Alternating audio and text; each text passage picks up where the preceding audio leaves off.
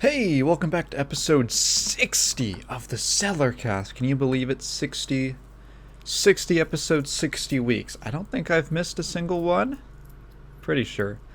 This podcast is the only thing that keeps me honest.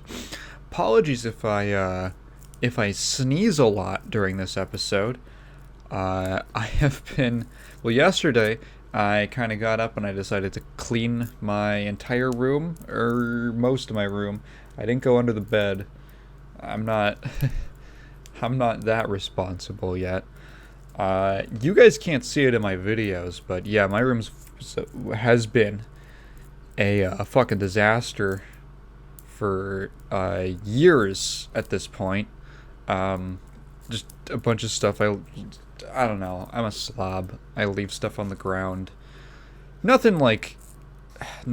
Oh my god! I'm gonna call out my brother. My brother used to. He has this terrible habit of leaving food out next to his bedside and not finishing it, and it gets moldy. You can't just take. Oh my god! The amount of time it takes for something to collect mold. I can't believe him. I don't do that. I finish all the food I have, but I do have a bad habit of I get a thing, I don't know what to do with it, papers, some other kind of item. I'll put it over here, I don't know what to do, and then it just sits there and collects dust, because I also never clean, and stuff just piles and piles up. And yesterday, I don't know, I think it started with me wanting to wash my bed sheets, because I haven't done it in a period of time I will not disclose. And after I put them in the washing machine, I was like, why don't I just start on everything else? Cleaning's funny because it's probably very comparable. Cleaning is just like a problem-solving exercise. Because I would look at my room and I'm looking at just the quantity of stuff, right? Just the quantity of things laying around. And it's very overwhelming, right?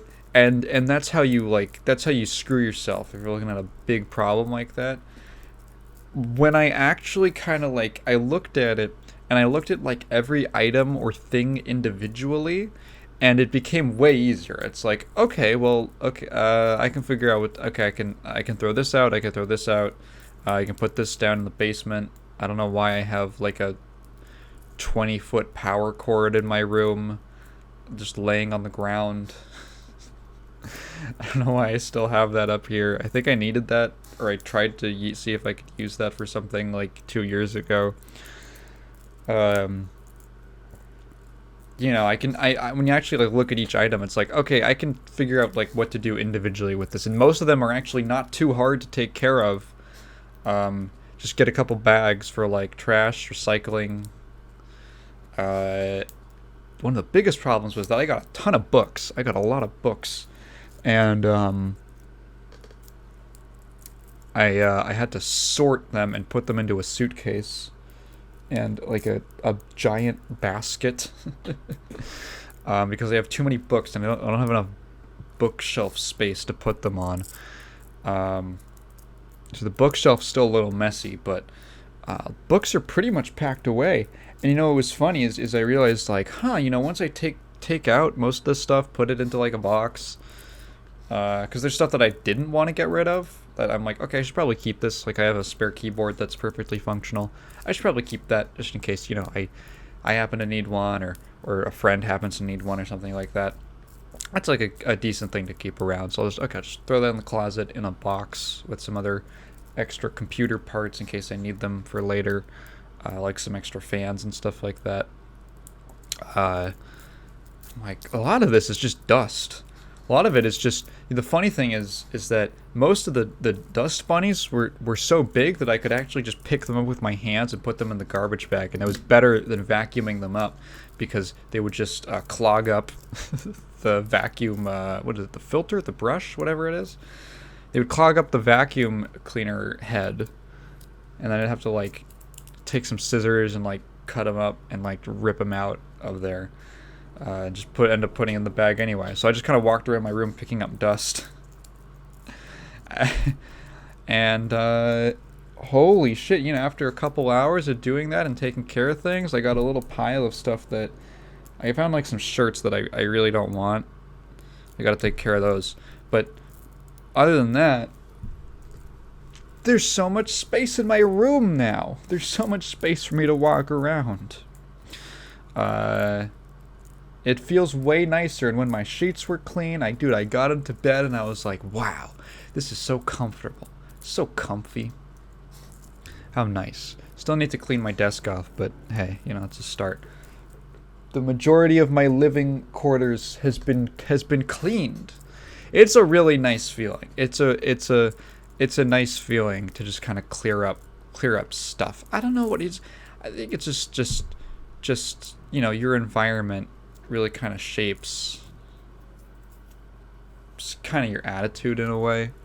And just having all this clutter, I don't know, makes you feel cluttered or stressed or stagnant. I think that's what it is. There's dust everywhere. I feel stagnant. I feel like I'm getting dusty. So I gotta clean it up. I feel a lot better now. I feel like good. Yeah, so cleaning your room, it's fun. Just one how do you eat an elephant? One bite at a time, baby. Well. Now that I'm talking about that. The virtues of cleaning your room. I wonder how fast it's going to take to get messed up again. But hey, we got one question from last time. From Michael. Michael, haven't seen you comment before. He says, what did you think of the Find Your One Way official music video? Also, great podcast. Thank you very much, Michael. Excuse me. Oh, I brought up the room thing because I might be sneezing because there's just dust everywhere. I had to open my window, so you might hear some background noise. I have no idea.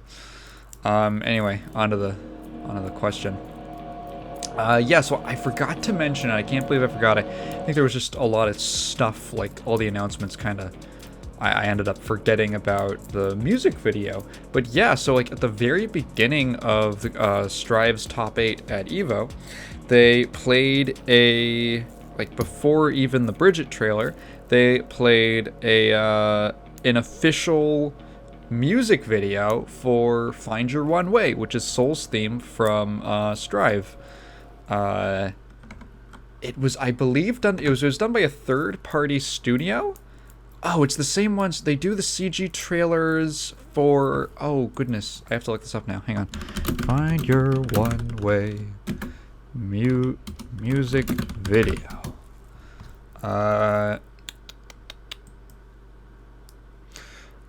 It was the same because I remember. Yeah, it's the same. Sunzigen.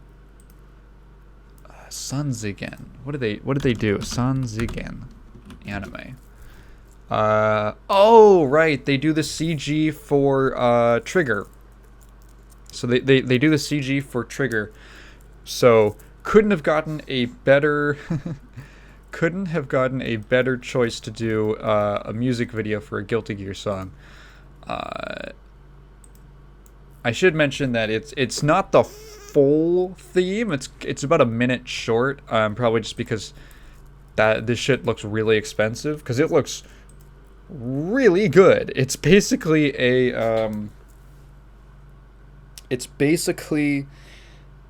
like a recap of Soul's story up until Strive. Obviously, like, missing certain, like, not every single game is covered. Some of them get sort of glossed over, but for the most part, it's also very Exurd heavy, just because there's some sequences they wanted to get that were specifically from Exurd, like fighting the Justice reincarnation and stuff like that, and the big fight with the Joker Pope. Yeah, Guilty Gear's funny. I'm the Joker Pope. Yeah. Oh, it's sick. It was so cool. I especially, let me scrub through it to see.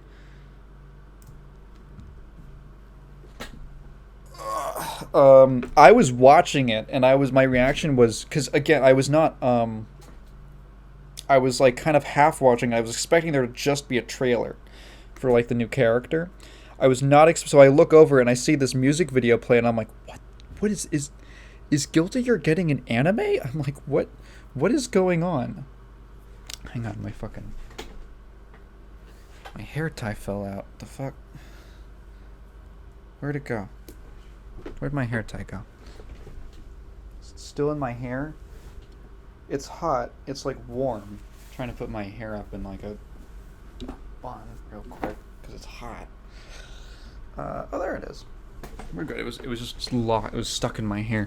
I'm so bad at like fucking doing my hair up. But I look over. I'm like, is Guilty Gear getting an anime? What? Because I was like, because I remember back in one of the surveys that ArcSys put out, they were like, which of these are you interested in? And one of the things that you could select, or like, what future products would you be interested in? And one of the options there was a Guilty Gear anime. And I'm like, oh, of course, because there's so many people who are like, Guilty Gear should get its own anime. So that flashed in my mind as I'm seeing like this whole sequence, because there's like 2D animated parts, and most of the action is pretty much just 3D. It's probably a little more cost effective. But that was like running through my mind. I'm like, no way, are they actually doing it? Did enough people actually click on that? Obviously, I feel like even 2 years would not be enough time, maybe, to get something greenlit, but maybe it would, actually. That was like, whoa, is that actually happening? Or I was almost thinking like, oh, was this survey question just a check? Was that just like a market test to see who was interested in a Guilty Gear anime? But no, this was just a music video. I would recommend going and watching it, even if you don't like Guilty Gear. If you just like really cool, it's like 2 minutes, just a really cool animated music video. I did see one tweet that said something very they said like, Guilty Gear getting an official like AMV is very appropriate for a series that once had its main character voiced by the creator. Yeah, in the first since I think since Guilty Gear X at least, Soul has had like dedicated voice actors, but in Guilty Gear 1, in Missing Link, Soul is voiced by Daisuke.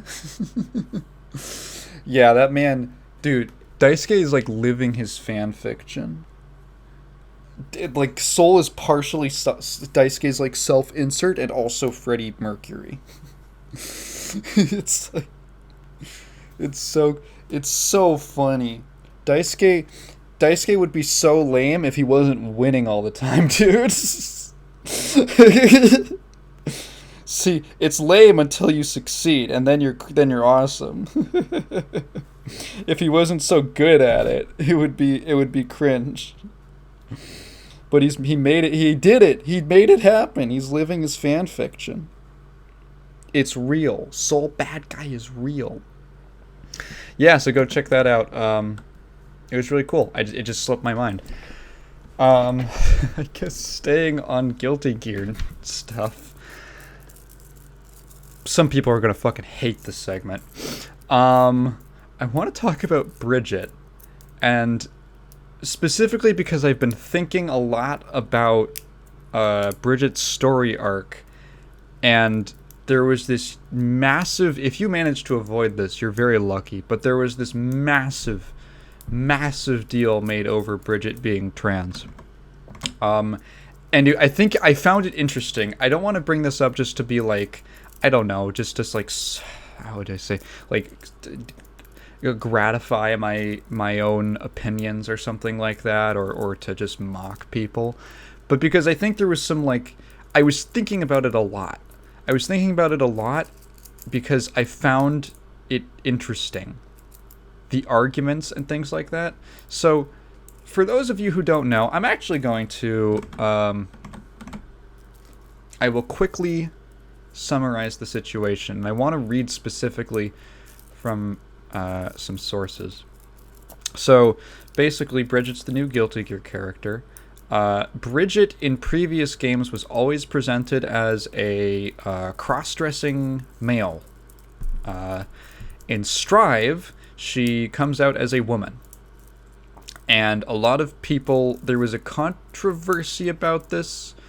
Well, number one, because Arxis was very vague with some of the wording of like referring to Bridget like purely by name, which was kind of annoying, and not using any pronouns. But there were just a lot of weird arguments. So the reason this was controversial is because of, I think, some misunderstandings of Bridget's lore.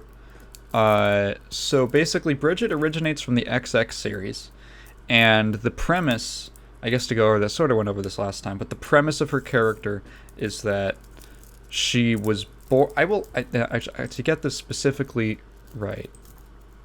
So I will go to her website. What is the? Yeah, here it is.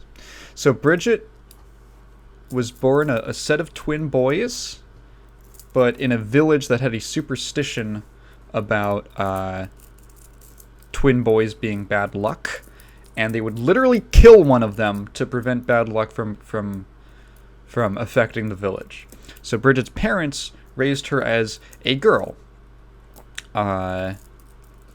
So Bridget was raised as a girl, socialized as a girl, wore girlish clothing and all that, had the name Bridget, and then Bridget left the village to prove that twin boys were not a curse, and also kind of to prove her own manliness, so to speak. And then the superstition fades by the end of the XX storyline. And Bridget has not appeared since then until now. And now, in Bridget's arcade story mode, she comes out as a woman. And a lot of people found this controversial for a number of reasons. But I'm going to go over why I think those are unfounded or built on a flawed interpretation of the character. I've been thinking about this a lot. Okay, so I'm going to read specifically from the website. Bridget was born one of two twin sons of a multi-billionaire couple and was given only the best training and tutoring as a child. However, Bridget's upbringing was what one would expect for a daughter of a high society family instead of a son. There was a reason for this. Bridget's hometown had a superstitious belief that male twins brought misfortune. The townspeople were so embedded in this belief that they insisted the younger of any set of male twins be put to death or be exiled from the town upon birth. Unable to swallow either of the options, the twins' parents raised Bridget as a daughter. While Bridget strove to put on a happy front, these efforts only seemed to cause Bridget's parents more pain. Bridget began to think that behaving like a man and bringing home a vast array of riches would prove that the superstitions were unfounded. Although unsuccessful in capturing Dizzy for her bounty, Bridget showed talent as a bounty hunter and managed to bring home great wealth. This led to the village superstition fading, but it also left Bridget without a goal. Bridget now works as a bounty hunter while searching for purpose. So there's a couple misconceptions that I think people have about Bridget's lore, or oversimplification. So number one is people say Bridget was forced to be a girl. That's partially true. Bridget was raised as a girl not by her own choice, or even really by her parents' choice. It was the pressure of the superstition in order to protect her that she was raised as a girl. And her parent... Also, like, there's this weird... Okay. So, I don't know how to... I like to try to explain things into, like, as if people have no idea what I'm talking about. I'm assuming most of the people... Because, honestly, Bridget's a pretty side character. Like, pretty minor character in Guilty Gear. So, I'm assuming a lot of people don't really know anything about her. I do. So I'm trying to figure out like what context to explain first. Um, Basically, the criticism of Bridget coming out as a woman is the idea that Bridget's ending is that she succumbs to the village's superstition and believes it, and I don't know, believes that she is a girl now because that's the way she was raised. And I think there's a number of problems with that. So geez, where to begin? One of the other issues is that there's like 100 different arguments because the argument kept getting changed for why this was bad, probably because all of them were unfounded. At first, it was, I don't know, stuff about localization, because there's always some like evil boogeyman trying to like force things into your glorious Japanese anime. And then it became about like, I don't know. Oh, the fucking bad ending shit. So Bridget coming out as a woman was detailed specifically in her arcade mode endings. There was every character in Strive has 2 different endings in their arcade mode, depending on whether or not you get a flawless run and you win every fight or you don't. Now, the one where Bridget explicitly says she's a girl happens in the non-flawless run, which led a lot of people to say that that was the bad ending. Now, previous Guilty Gear games have had bad endings before, like non-canon ones. However, Strive does not work like that. There are no bad endings in the arcade mode in Strive. In fact, this was something that the developers, including Daisuke, I believe, explicitly said, because they got a question about it in one of the developers' backyards, that, and this was in like a previous one, this was about like a different character.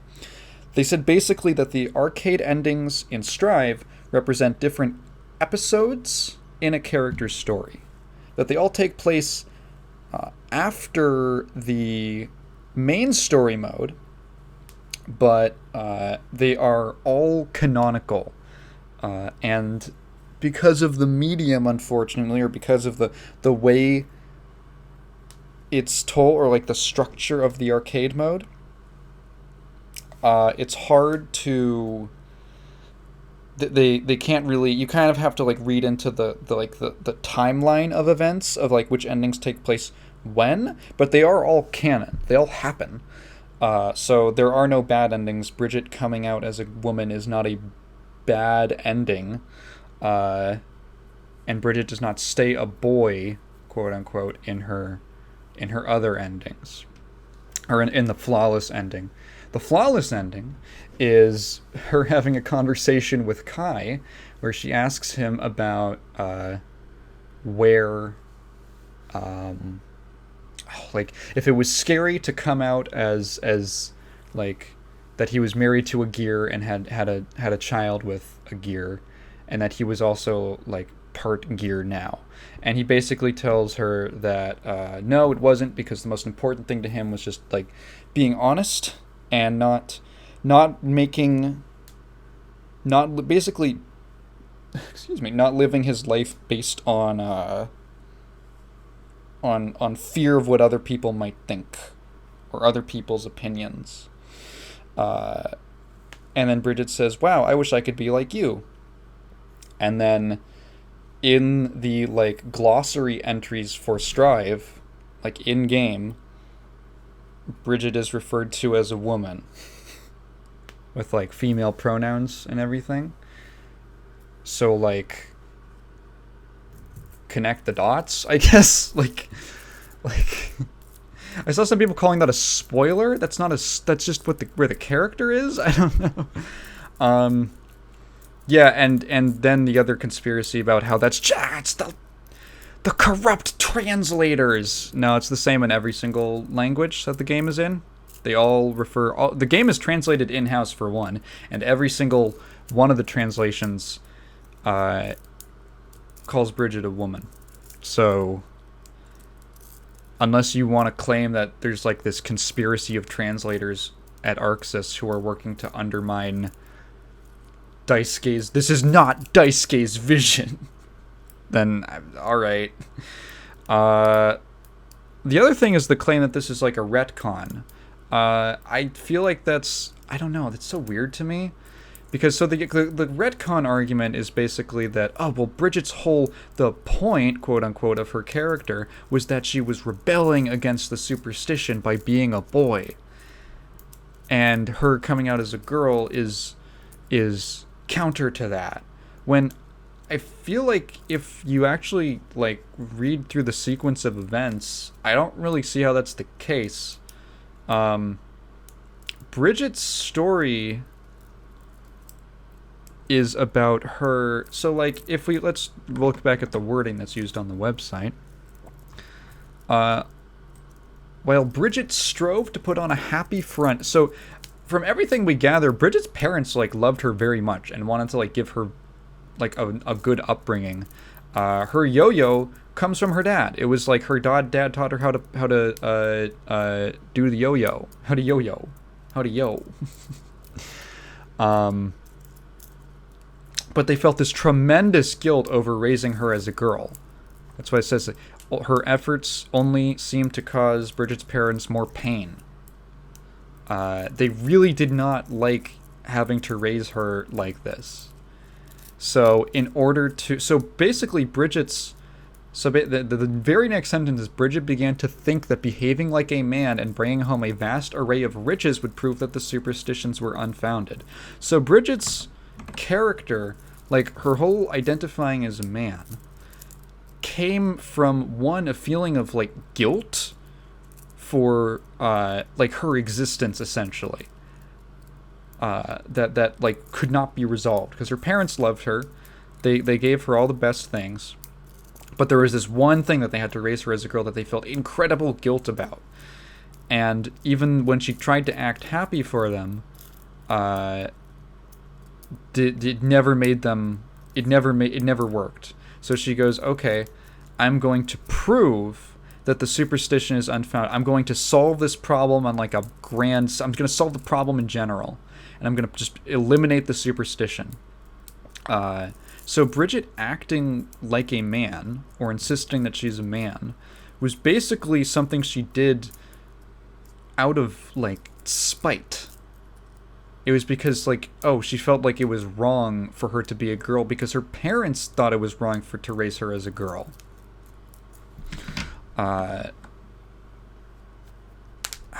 So, basically, she goes out, she tries to prove, like, one, that the superstition is wrong, and two, that she's, like, that she really is a boy. Which is why pretty much every single conversation she has in XX is the character going, hey, girl, and she goes, I'm a boy. And then they go, what? You're a boy? And that's pretty much the gag. That's pretty much it.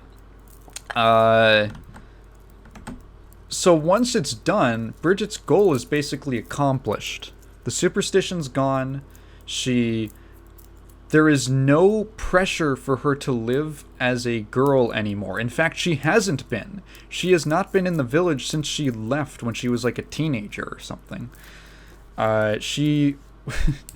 Bridget's been away from the village for forever. She can basically live however she wants. She's been living as a boy because she thinks she should.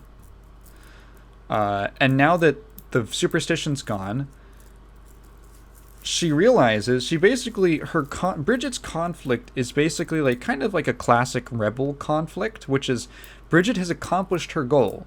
The superstition's gone. There's no reason for her, there's no pressure for her to act or identify any particular way.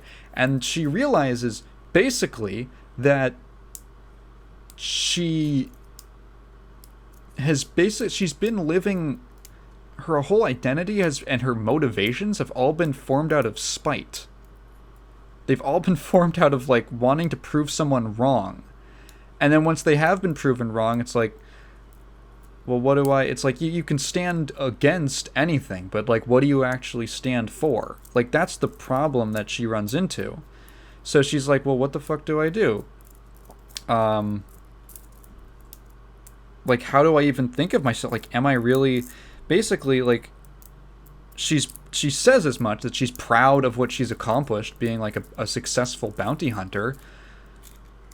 But like she still doesn't feel like a man, quote unquote. Like she doesn't feel like any more of a man, which is a thing that a lot of trans people run into, where they like overcorrect and try to act what they or mold themselves into what they think is like what a man is supposed to look like or do or whatever, and then they get there and they realize they don't feel like more of a man at all. And maybe there's a reason for that. That's basically Bridget's arc, is realizing this is actually a very common arc in Guilty Gear, right? This is a lot of characters go through this. Like Venom's whole storyline is that he's in love with the straight guy. Venom's in love with Zato. Zato does not reciprocate those feelings and is obviously just in love with Milia. And eventually Venom has to come to terms with that, and he has to kind of get over this sort of like idolization of Zato, basically, that like him being in love with this one person who like acknowledged him and being like slavishly devoted to the Assassin's Guild that gave him like purpose when he didn't have any, was like not he had like no, all of his foundation was formed on like other people. Like he didn't keep chasing Zato. He realized, I have to find fulfillment in other ways in my life. And so he retires from being an assassin and he opens a bakery and he like adopts a little boy. Like his whole arc is realizing that maybe his initial motives were not good. Like this is which is a surprisingly, when I say good, I mean like we're not like, it wasn't the answer he needed, basically. It wasn't the solution to his problems. He had to find it in another way. He had to get fulfillment in his life a different way from just, oh my god, is Zato going to love me? Baiken. Baiken is another character who had her motivation in Strive completely overwritten, but basically like completely turned on her initial motivation. Baiken's story from day one is that she's been trying to get revenge on that man, and she's been, because he like the Gears killed her family, so she's gonna kill the Gear creator, and she's been going after this dude for like, what is it, like 20 years since the first game. She has like irreparably changed her life. She left the Japan colony so she can never return. She's like, her body has. Did she lose her arm in the initial thing? I think she might. That's how she might have lost her arm and her eye. But like, when her family died. But she's literally, I think like one of her things that like she's no longer. She doesn't consider herself a woman anymore in like a symbolic way. Like she doesn't fit the traditional Japanese idea of like a lady, because she's like a killer and a samurai, and she's like completely altered the course of her life on this revenge quest. And then in the Strive like DLC story mode, she meets Delilah, she encounters Delilah, and she sees herself in Delilah, essentially. She sees herself in this like little girl who's just like recklessly going for revenge for her brother. And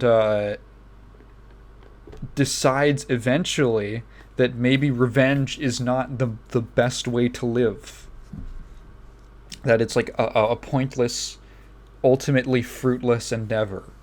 Also, Soul has to be the one who fights that man because he's the main character, and like, you know, he's got priority. He's got first dibs.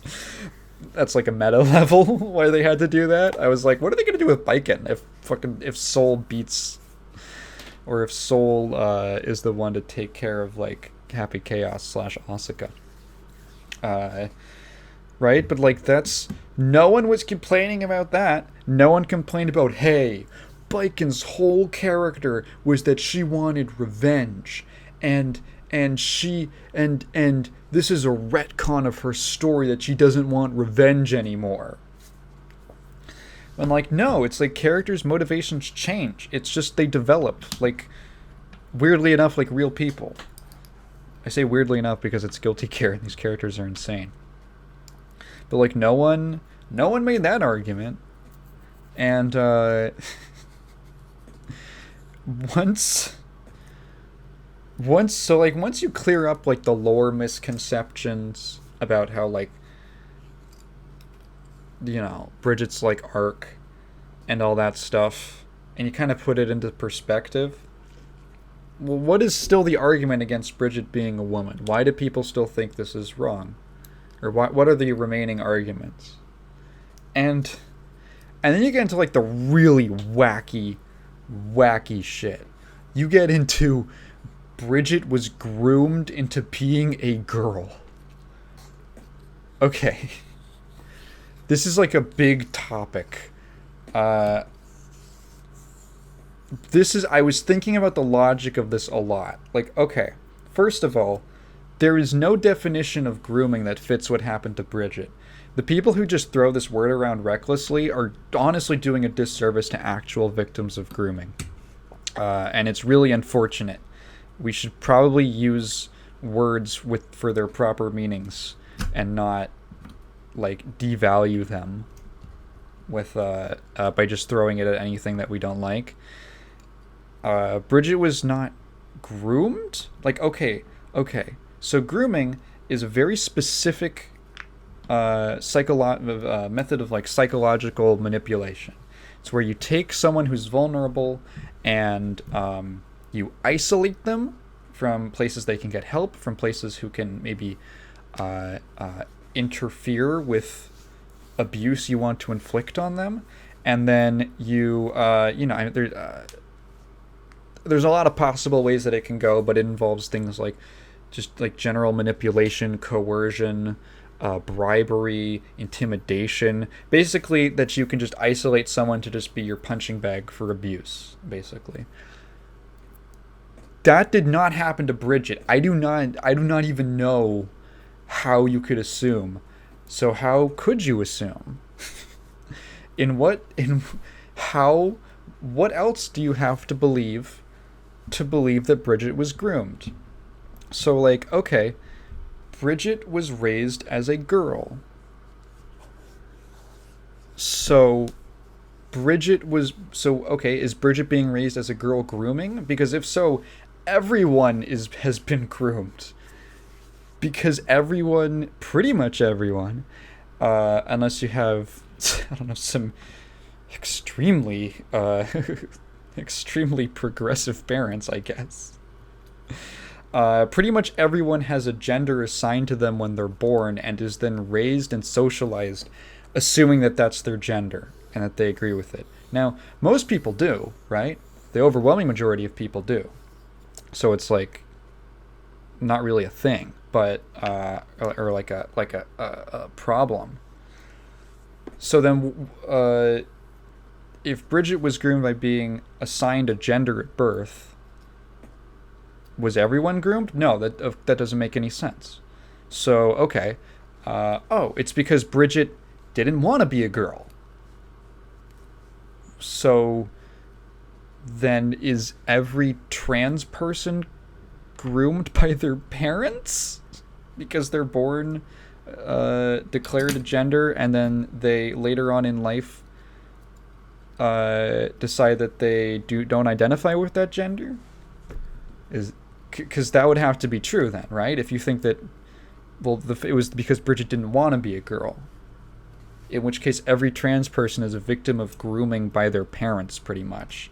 Which is an interesting topic, an interesting position to take. Which I doubt most people would. Okay, well, obviously that can't be true.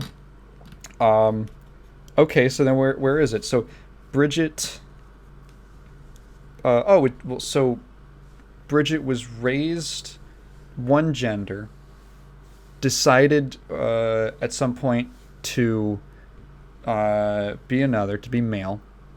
And then eventually, when the pressure was off to be a female, went back to being female.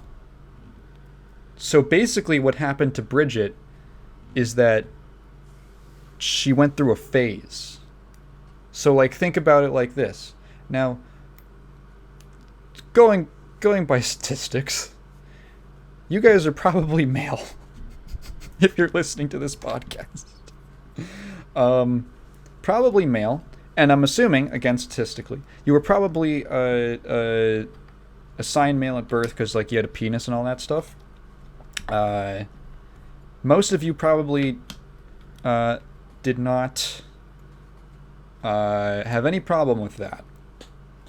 So like, let's imagine, okay, so take yourself. So imagine you're raised as a little kid to be a boy, right? You're a boy, you got a penis, and everything seems to line up. And then when you're like in your teenage years, you start to question your identity and all that, and you start thinking that, oh, I think I want to live as I think I'm a woman. I that's what I want to decide for myself. I identify as a woman.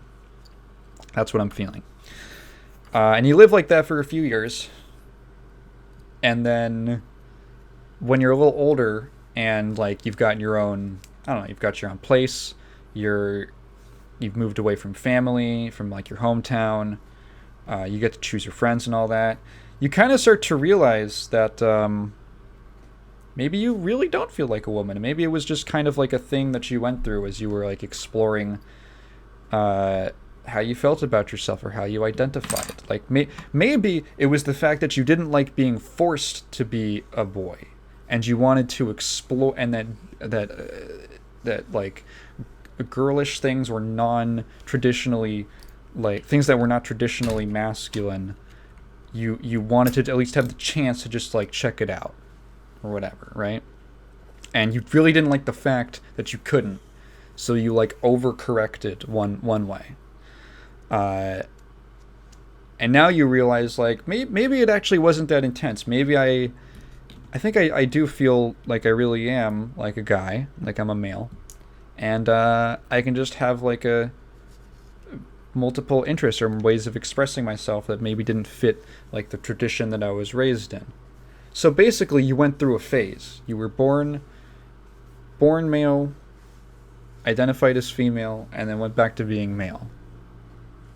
Okay, were you groomed into being male? I doubt most people would think that. I doubt most people would call that grooming into being male. So then how is what happened to Bridget grooming or abusive? And the only differentiating factor is that Bridget was born with a penis and declared female. Bridget's assigned gender did not traditionally match up with her physical sex. That is the only actual difference between these two scenarios. That is what makes which of course, if that's abusive to have a child born with like a penis and all that stuff, and to raise them as a girl, if that is abusive, in and of itself, by the way, because in every other way Bridget was treated wonderfully. If that is abusive, there has to be like in some way that is damaging. And Bridget was like accepted as a girl by everyone. There was never any implication that Bridget was bullied or anything like that. Bridget had a perfectly fine upbringing. It was just this one thing. Just this one thing. So if that one thing was wrong, the only logical extension of why that's wrong is that your physical sex is your true actual gender. It correlates to your true actual gender, and the fact that Bridget's parents identified her differently was wrong in and of itself. If Bridget had just been raised as a boy, it would have been perfectly fine. And then later on, I don't know if Bridget was decided to be a woman later on. Who knows, right? If Bridget came out as a woman later on, who knows what the whatever would have been. So the idea that Bridget, the idea of your physical sex defining your true actual gender, maybe you could make an argument against this, but I feel like that's kind of inherently transphobic. And if you agree with the idea that Bridget was groomed, I don't know if you're actually transphobic. I think you can agree with ideas that are have a root in some other ideas without consciously agreeing with the roots of those ideas. But that's what's insidious about it, is that you can hear that and it makes sense in that context, right? The logic makes sense in that context, but as soon as you actually break it down and okay, well, why is this okay or not okay? Or why does A plus B equal C? And then you take A plus B equals C and you apply it to different situations and it makes no sense. It makes no, even with really simple, just switching out the scenario, just inverting it a little bit, makes zero logical sense, right?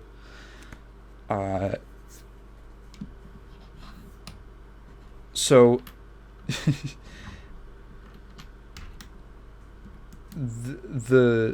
wait, I just lost my train of thought. Makes no sense, right? Once you break it down and you kind of try to understand what the logic is behind it, you really drill down into okay, what has to be accepted? Because when we argue pretty much anything at all, we come at it with in pretty much every case, we come at it with things that we already believe to be true. We presuppose a lot of things. We make a lot of assumptions, and in most cases, a lot of those things are I guess equal. We both understand, or we both agree on these core ideas, these core beliefs that allow the conversation to function. The foundation of the debate is solid because we both agree on the same thing. We can actually talk about it. This is why I hate atheist versus creationist debates, because the about God or whatever, because faith is literally the opposite of science. It's science is well, there's a process, and you have to figure out, there has to be things that support this, and there has to be measurable, observable data to draw conclusions from. And faith is just something from nothing, which is in most cases the opposite of the scientific method, right? It's just making shit up. And faith can be very powerful in many ways. But if you're coming at the idea of a creator or something from literally you're using different rules. That's why it's I just stopped bothering with those so long ago, because it's both sides are just going to think that they're right because they aren't even really arguing. There's a basic assumption, there's a basic rule set that is different between them. So the side that agrees with one is going to be well, of course they're right, because they're arguing with the rule set that I believe in. And the other side's going to think the exact same thing. Just, for the person arguing their position. Yeah. It's... So, what the fuck was I saying?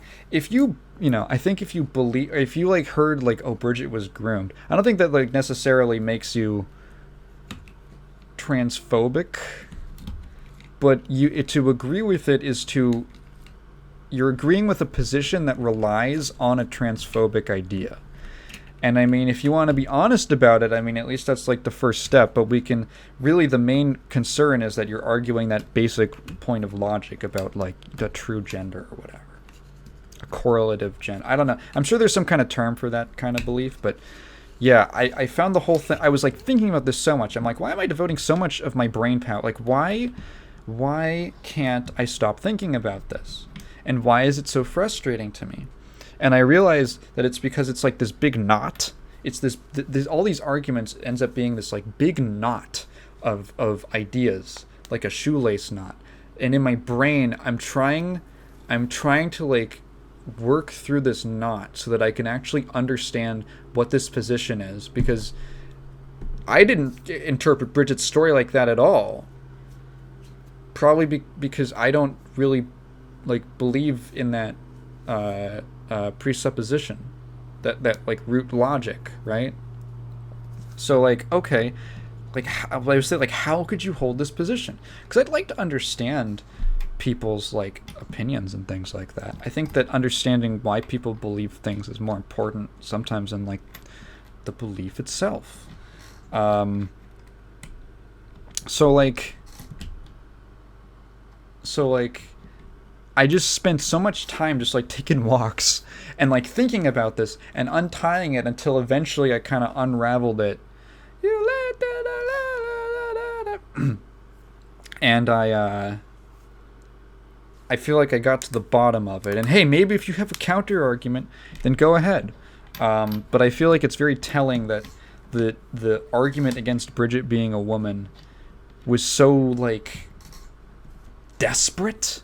It was so desperate because it went through so many different iterations. It was the corrupt translators, and then it's like, well, in the Japanese. Also, there's this really silly argument that if you like, there's people who literally took the like Japanese version of her like entry on the website and then put it through like Google Translate and said, look, it says he.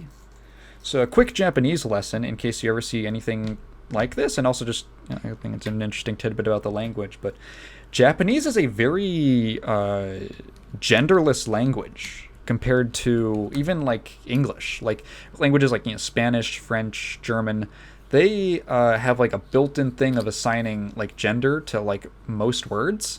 In English, we don't really do that. We have like gendered titles and pronouns and things like that. In Japanese, they have almost none of that, and they rarely ever, if ever, use that. The way Japanese kind of works is that you establish the subject of what you're talking about first, like up front,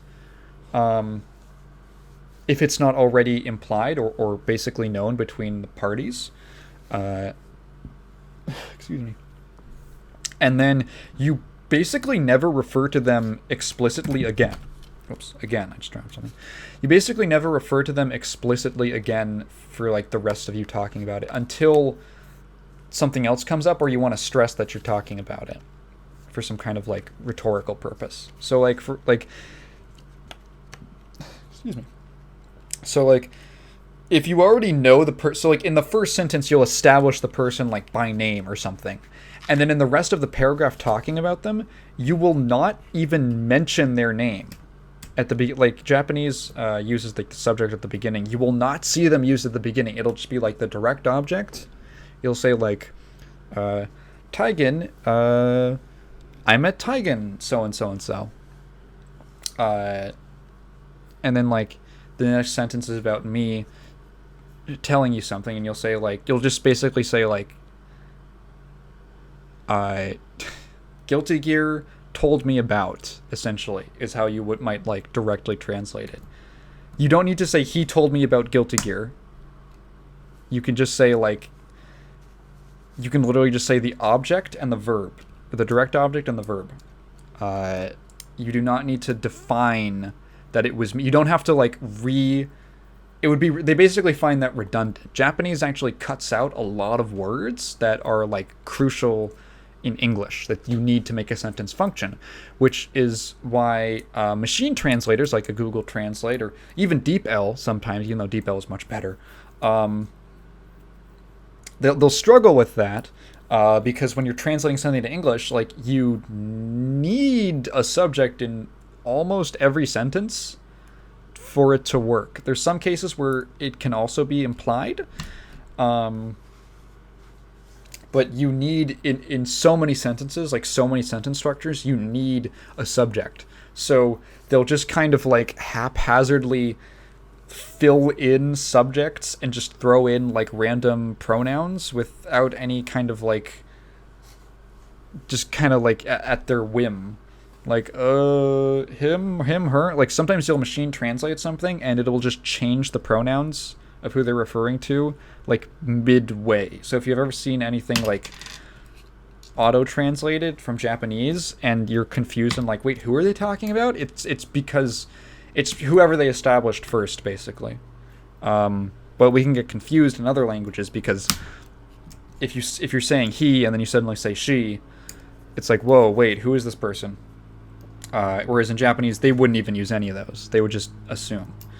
The logic is basically, if there's a new subject, you'll point them out by name, like specifically, basically. You'll make it explicitly known if there is a new subject in your like paragraph or whatever. So yeah, that was silly. Like literally, people just directly translating it, like no understanding of how Japanese works as a language, while also claiming that like the translators corrupted it. They don't even know how the language works. Other things like, Bridget, what the fuck? Like one of the funniest ones was that Bridget says she's a boy, and they point out the beginning of the arcade mode where Bridget corrects Gold Lewis, and it's like, yeah, it's because the story's about her coming out, so she corrects him at the beginning. Like, do you not experience time linearly? What? Just like you. I'm amazed at people who actually thought that Bridget saying she was a boy at the beginning was some kind of hard confirmation and not like the obvious setup for her to like come out later. Which is another thing is I think a lot of people are just like, one of the reasons that some people might have like been thrown off by it or thought that it was a retcon, like to be fair, is that it's very rare to actually see a character who's LGBT come out on screen. It's actually very rare.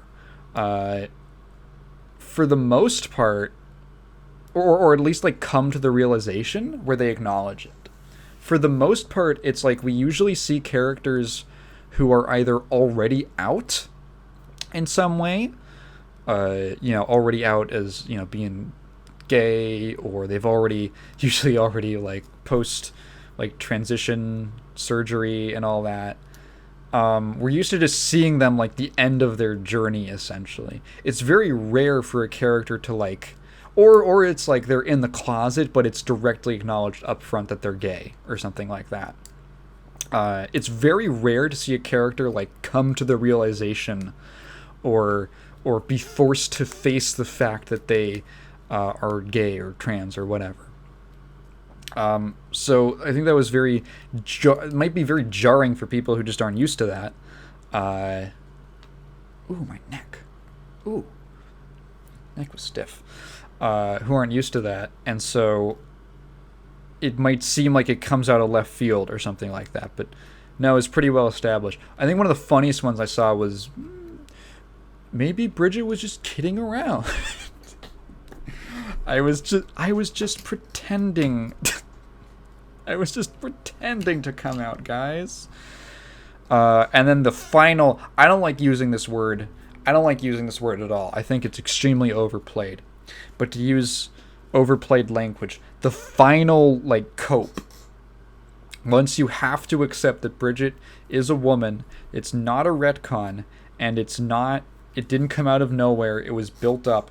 Also, like, funny enough, people saying, like, part of the retcon argument, I guess, is 20 years of character building or character growth. And it's like Bridget was in one game that had, like, a couple revisions with different story modes. And almost, like, go back and read the scripts for Bridget's arcade, like, storylines in XX.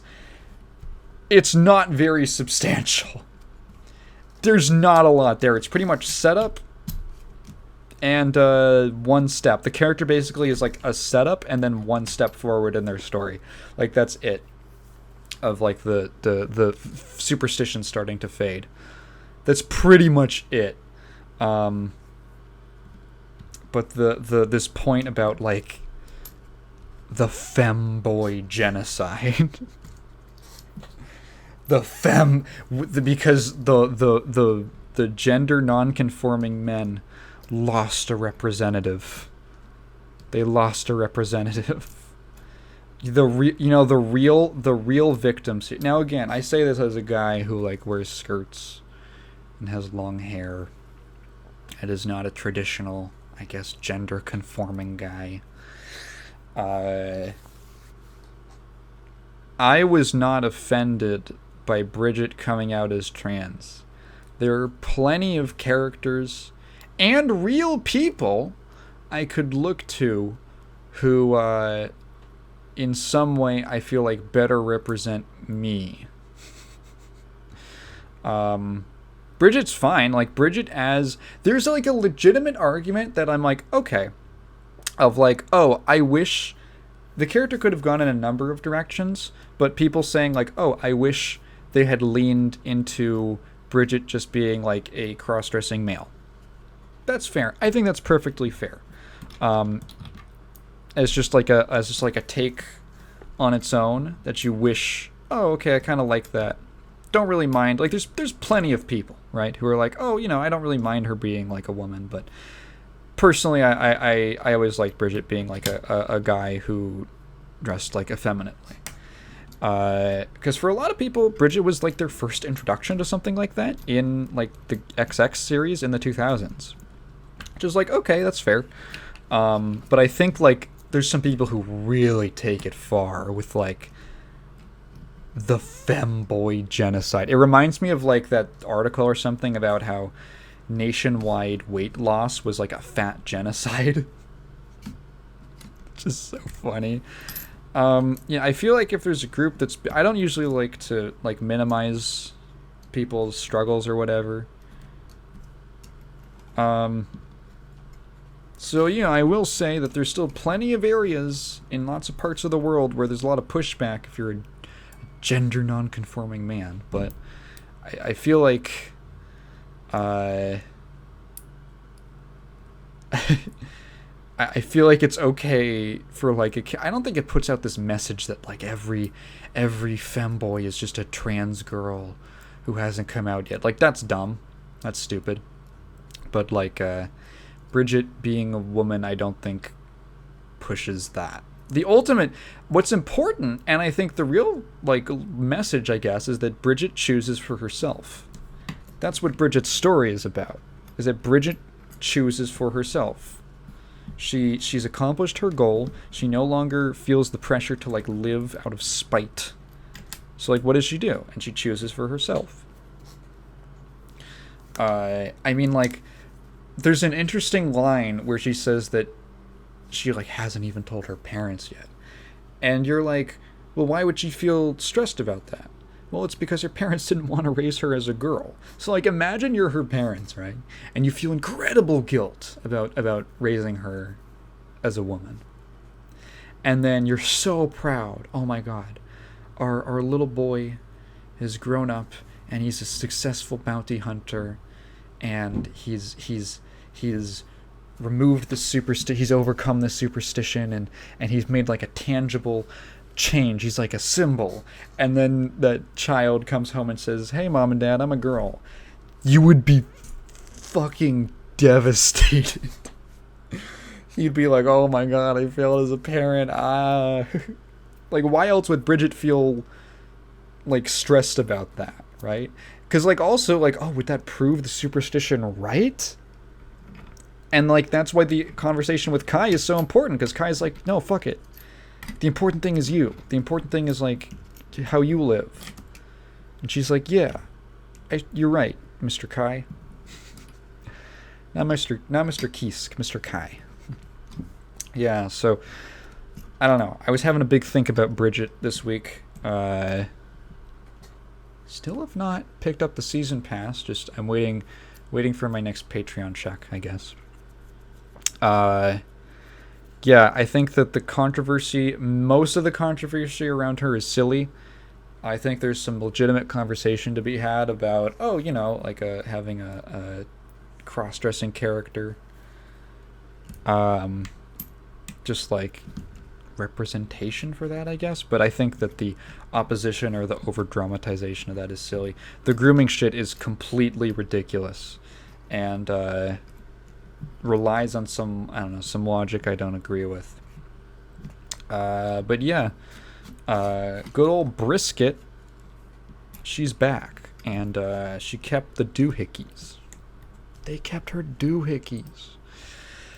Jeez, I spent a long time talking about that. I had a lot to say.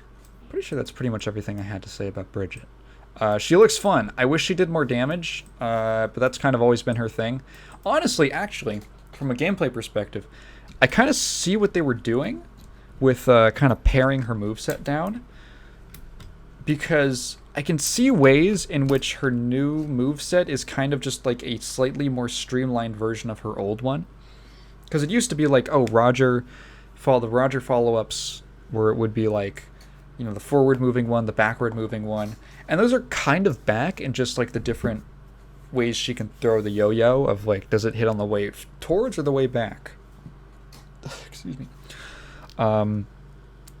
The removal of all the different ways you can place the yo-yo. Obviously, like, yeah, people will probably be bummed about that, but having it just come down to like two different angles basically for air and ground. Ground and air. Ground and air feels more natural to say than air and ground. But I think like with the fact that Strive is a much less aerial game, it makes a lot of sense. Like a lot of those angles are just wouldn't be like useful. I think the fact that you can't throw it behind you is maybe the only thing, but the only thing that like you maybe would want to like add. But yeah, she looks fun. I wish she did more damage. La-di-da-di-da. Okay. Going on to some interesting news. You guys are familiar with Punch-Out. You're familiar with... where the fuck was this? Here it is. Super Punch-Out, the sequel for the Super Nintendo. Well, as it turns out, Super Punch-Out had a hidden two-player mode that has been undiscovered. It's gone undiscovered for 28 years and was only found this week. Or roughly last week. So this was discovered by a Twitter account called New Cheats or Unlisted Cheats at New Cheat News. And they basically have some pretty fun posts about basically secrets, Easter eggs, things that were like completely hidden in video games until very, very recently. So like, what's one of their last posts? Well, after the Punch-Out thing is one of the most recent ones. What's one that I can read? A lot of these are Japanese games. Like a secret password in a game called TV Champion, which looks to be Japan exclusive by some kind of TV like tie-in game. But it's called TV Champion on the Game Boy, and it had a previously unknown fully functional sound test. So that's pretty neat. Well, they put out this thing that this tweet that Super Punch-Out has a couple secret cheats that no one knew about. I'll read directly from the tweet. While doing some request work, casually found some new cheats in Super Punch-Out for SNES. All secret codes in this game use 2-button combinations. 2 of them are known. sound test, and Japanese name input, but there are 2 more. At the title, hold Y plus R, then press A or start. The following screen will appear instead of regular menus. Here you can select any character to fight a free single match. So basically like fight any character, or maybe something equivalent to like a level skip type cheat or cheat code. Even fighters from the special circuit are available here. Even more, in this free match mode, at character info screen, hold B plus Y, then press A or start. From now, the CPU opponent can be controlled from joypad 2, so you can fight against a real person. Oh, all the combinations have to be held on joypad 2. So that's either the... So apparently the instructions here were a little unclear, but there's a Reddit post that clears it up. Let's see. So the character info screen is after you select who you're going to fight. So if you want to play the 2-player mode, so start up the game, get to the press start menu, so the title screen basically. Hold Y plus R on the second controller, and then press start on the first controller. Select the fighter that you're going to play against, and then on the next screen, where I guess it shows you their stats and everything, hold B plus Y on the second controller, and then start on controller 1, and then the second player will be able to control the other character. This is really cool. This is just like a really neat little secret. It kind of, I think, you think about like why this is so hidden, right? And why would this even be in the game if it's going to be so obtuse? And it was never even in like magazines or something. So like for instance, in Mega Man 2, I remember there was an interview with one of the, I think Akira Kitamura? Oh, I forgot who. I think it was Kitamura, the lead designer programmer. He basically said, they asked him why does Metal Man die in 2 hits to his own weapon? During the boss rush, if you pull out Metal Blade, you can kill him in 2 hits. 1 hit on the easier mode. And like it seems so ridiculous, right? And almost like almost like they knew how stupidly powerful Metal Blade was. Like a joke. And Kitamura basically said that they put that in there. They intentionally made him take like 50% damage from Metal Blade, 50% of his health from Metal Blade, because it was one of those secrets that like anyone could find, and it could easily show up in gaming magazines like Nintendo Power. So developers, this was actually a thing, weird little secrets and stuff. They would put secrets in there because it would get them like extra page space in or extra like free marketing basically in video game magazines. Basically almost like meme marketing or like the same principles. Like put in something like ridiculous or weird into your game. Nowadays it would be so that, you know, maybe people would make memes out of it, but back then it was so that you could show up in like craziest Easter eggs or like gaming secrets section in like a Nintendo Power magazine or something like that. So that's always a really fun story that I liked. There's probably a ton of other things that are just like that. It was like literally just for marketing. Very charming, fun little story. But then you run into things like this Punch-Out thing that are super obtuse, right? Like, whoa, and never documented anywhere. So why are those in there?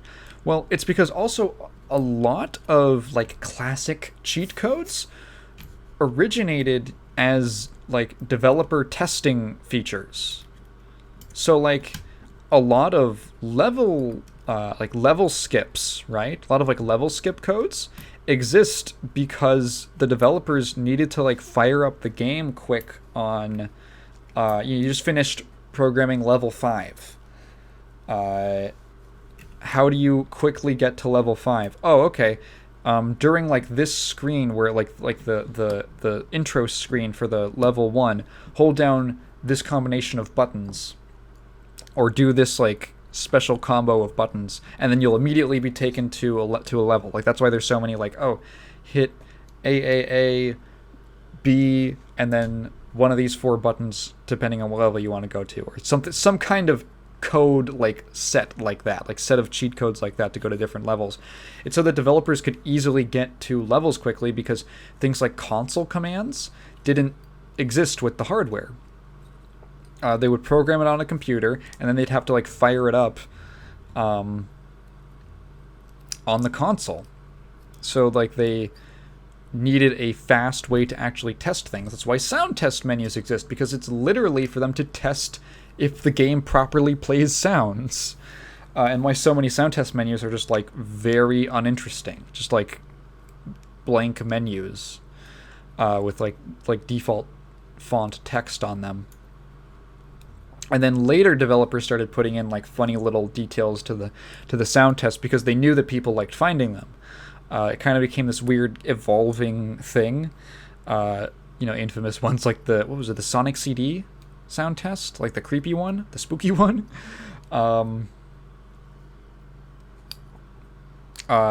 Things like not taking any damage, infinite money, stuff like that. There's ones that were just like fun things, right? Like that were just like actual just little Easter eggs.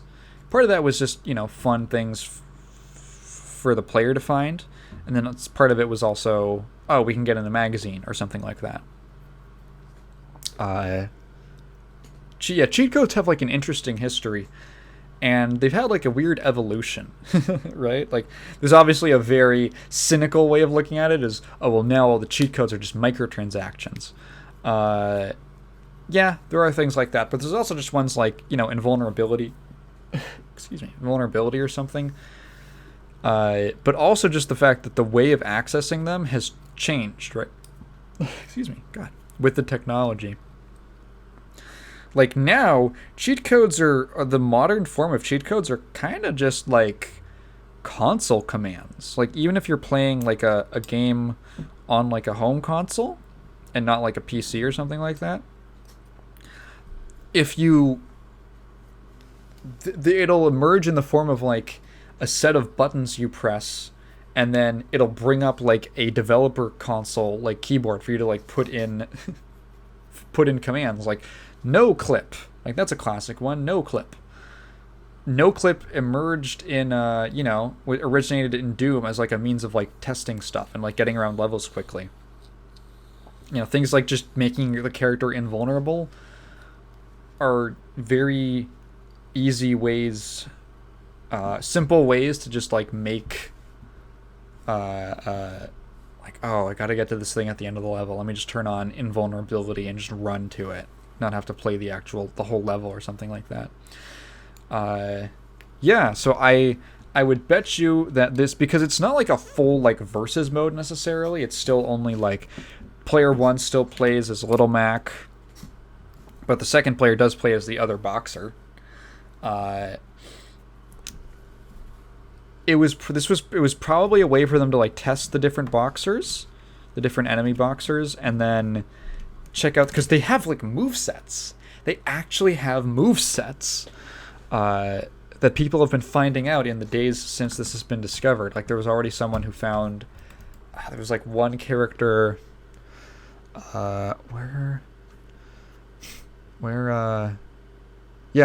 someone says it's kind of strange that there are some exclusive actions. So Gabby J has a move where he recovers health mid-match, which could mean they were experimenting on a 2-player mode but decided not to implement those moves just went unused.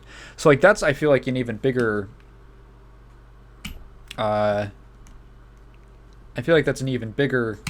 point to support this debug thing of like, it was also a means for them to like test out. Oops. Dropped something. I'm just dropping things today. It was also a means for them to like test out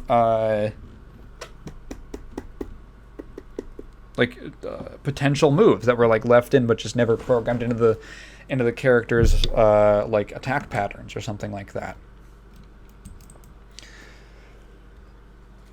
So they have like all these it's cool. So like Maybe boot up a copy of Super Punch-Out, try out the combination, and you can play some versus Punch-Out.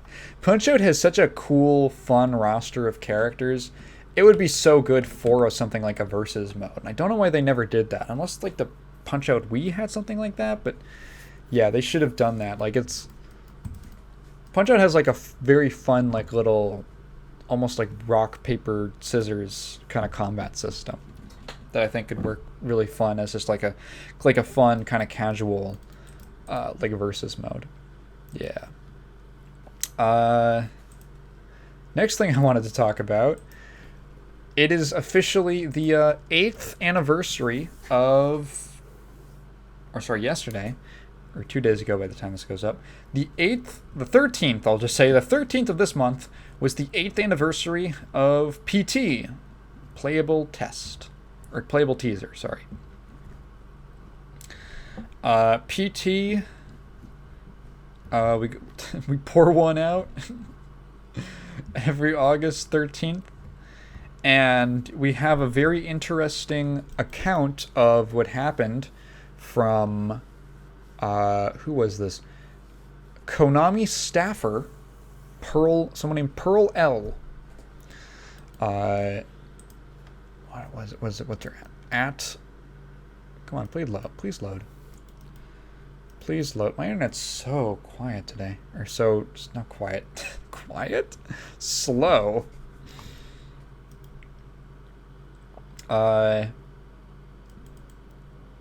Yeah, at Jade Pearly.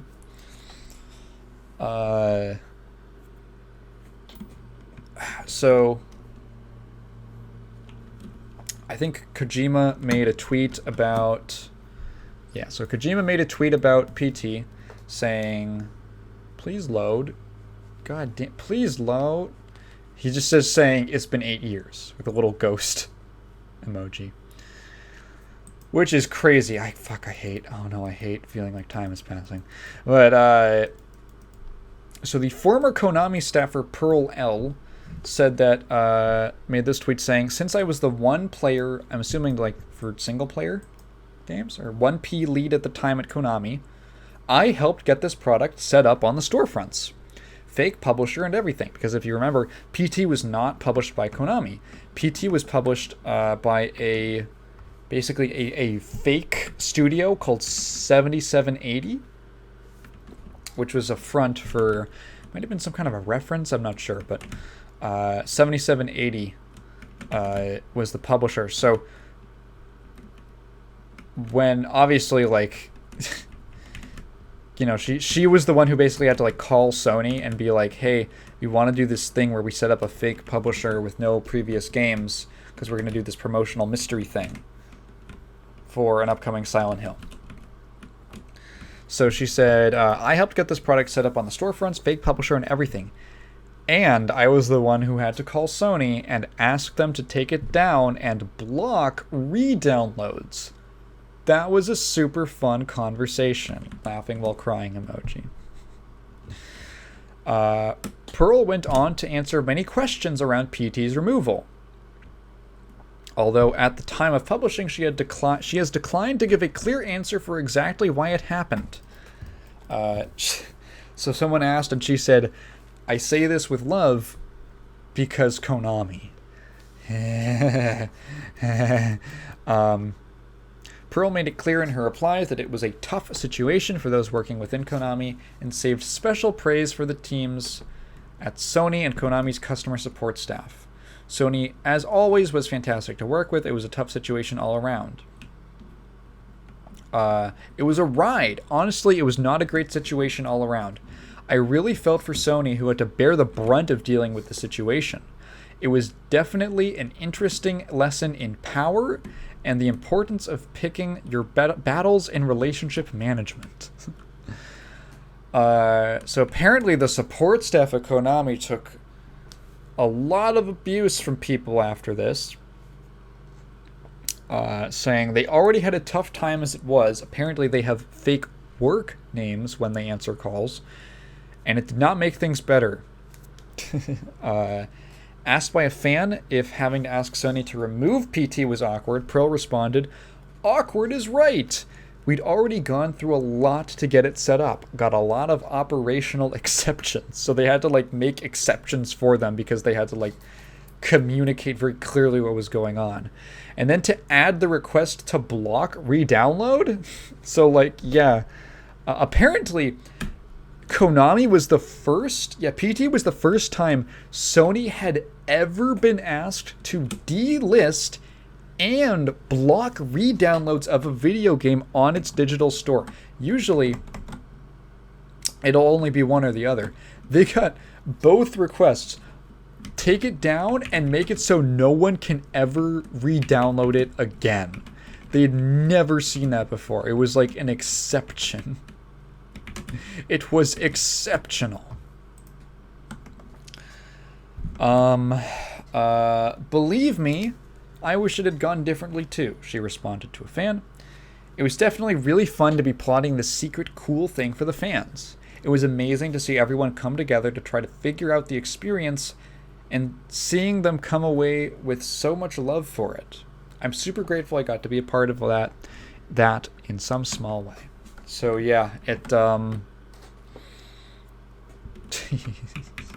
I can only imagine being the people at Sony who like hear about this thing and they're like, "Oh, Konami." They're like, obviously you can picture them being like, "Oh, Konami, Japanese publisher, like they've been multi-plat for a while, but maybe we can get, they want to publish exclusively with us this teaser.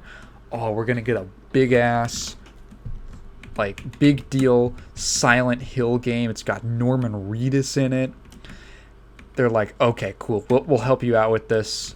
Because obviously they're thinking like, yeah, we're going to benefit from this too. And then after this thing becomes the biggest talk of the summer. Yeah, the summer. The biggest talk of the summer in gaming was, what is PT? What is it? And then to find out, everyone's so hyped. Oh my God, Silent Hill is back. It's going to be, it was literally, I remember learning about this. I remember when the code was cracked. When like the teaser was discovered. When the game was beaten officially. Or like on stream by that one girl. And the amount of hype, I didn't watch it live, but the amount of hype for holy fuck, Silent Hill's coming back. And it's Hideo Kojima and Guillermo del Toro. And it's got Norman Reedus. It was like everything you ever wanted that you never would have even dreamed you wanted. Everyone was so hyped. And then I'm sure Sony was so happy. I'm sure they were so overjoyed to be like, dude, we just got, they're like, at like time to bring Silent Hill back into our repertoire of selling points. You know, system sellers. Like there's no way this game's not gonna slap, dude. This game's gonna be awesome. It's gonna be such good PR for us. And then you get a call, and it's from Pearl, and she's saying, "Hey, we're gonna have to take the teaser down." Oh, what? Yeah, and we're gonna have to block re-downloads. What? What? Now, I've heard reasonings for this. I don't know how confirmed this was, but that part of PT being taken down was not Konami being super spiteful, even though they've done things like this in the past.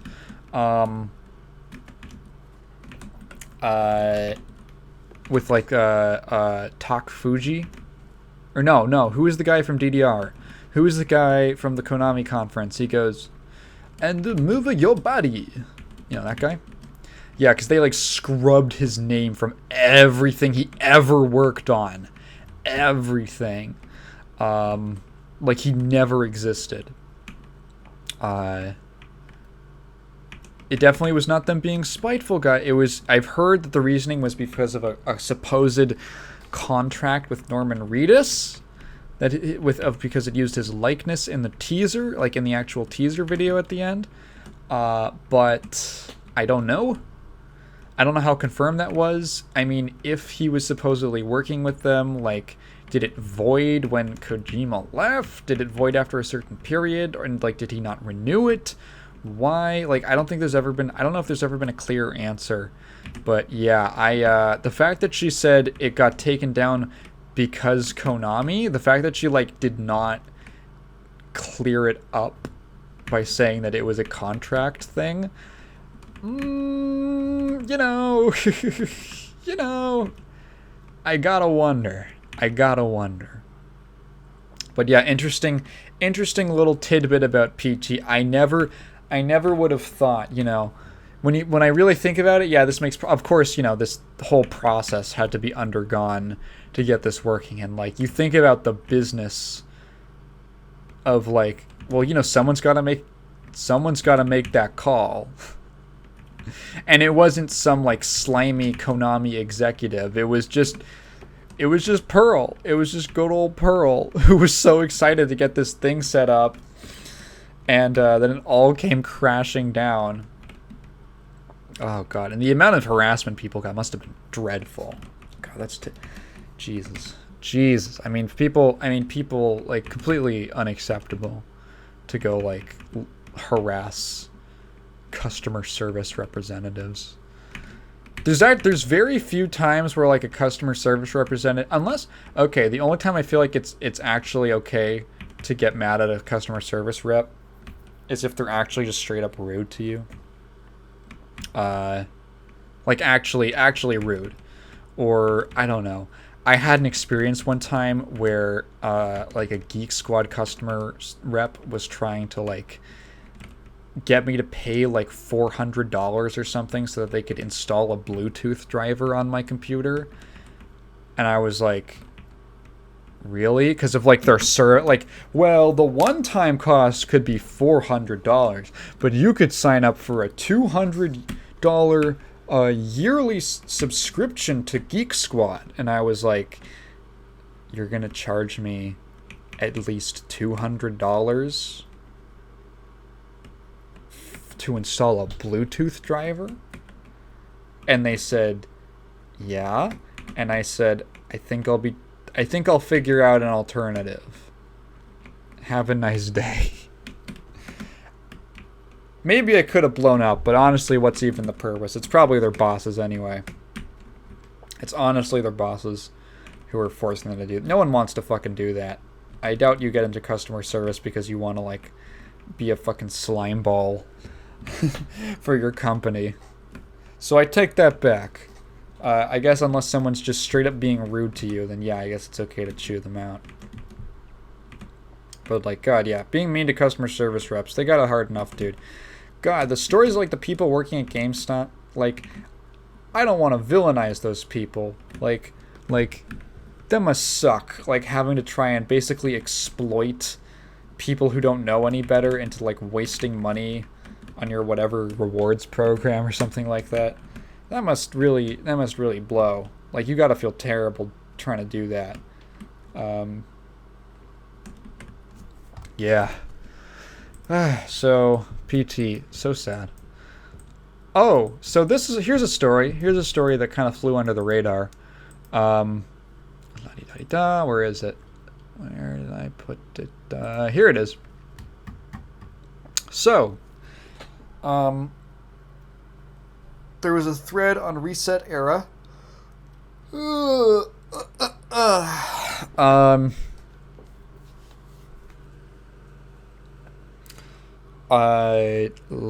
About, okay, so basically what happened is, excuse me, this is about the Activision Blizzard acquisition by Microsoft.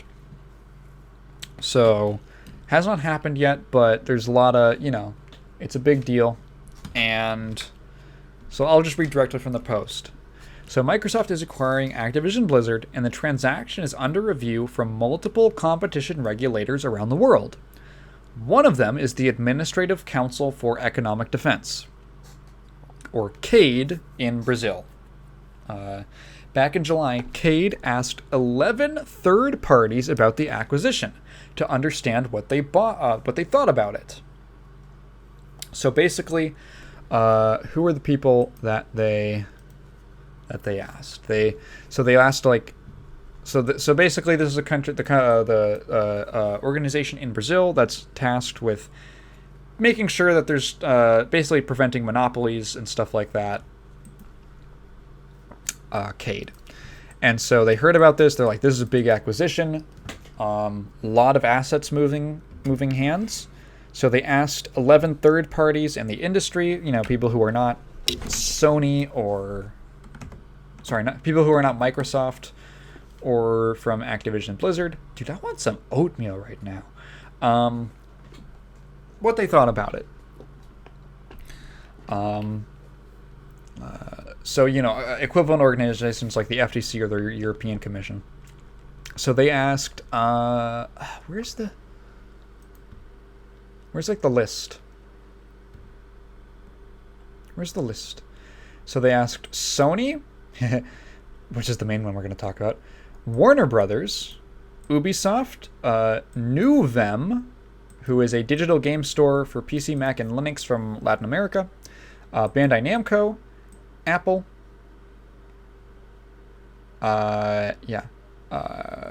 Riot, Amazon, Google, and Meta. So they basically ask them a couple questions. They say, does your company agree that physical distribution and digital distribution of games should be treated as separate markets? Interesting question. Or would physical and digital distribution compete with each other in the same market? It's actually an interesting question. Should the digital video game distribution market be segmented by hardware/platform type? So that would be like PC, consoles, mobile devices. So saying, or could it be considered a single market without segmentation? So should the games market be actually considered multiple markets of like PC games, console games, mobile games? Or should it all be one thing? If you consider that the game distribution market should be segmented into more restricted markets, so if you do think it should be divided up by like by anything really, or that it should encompass a broader set of products or services, etc., present an alternative definition and justify your answer. So if you think that it basically for whichever position you took on the last question, wait, hang on. Wait, am I reading this right? If you consider that game distribution market should be segmented into more restricted markets, or that it should encompass a broader set of products or services. Oh, okay. So that actually doesn't conflict.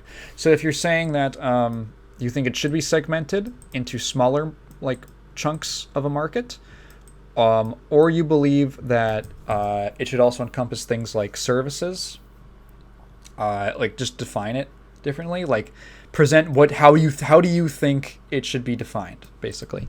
How do you think the market should be defined, and what segments, how are you going to define the segments of the games market? In your company's view, subscription game services such as Xbox Game Pass should only be understood as part of a broader market for digital game distribution, or they could constitute a more restricted/specific market from a competitive perspective. So is the service that Game Pass offers its own thing? Should it be counted as a service rather than just a part of just as, should Game Pass be equivalent to like going to your local GameStop or something like that?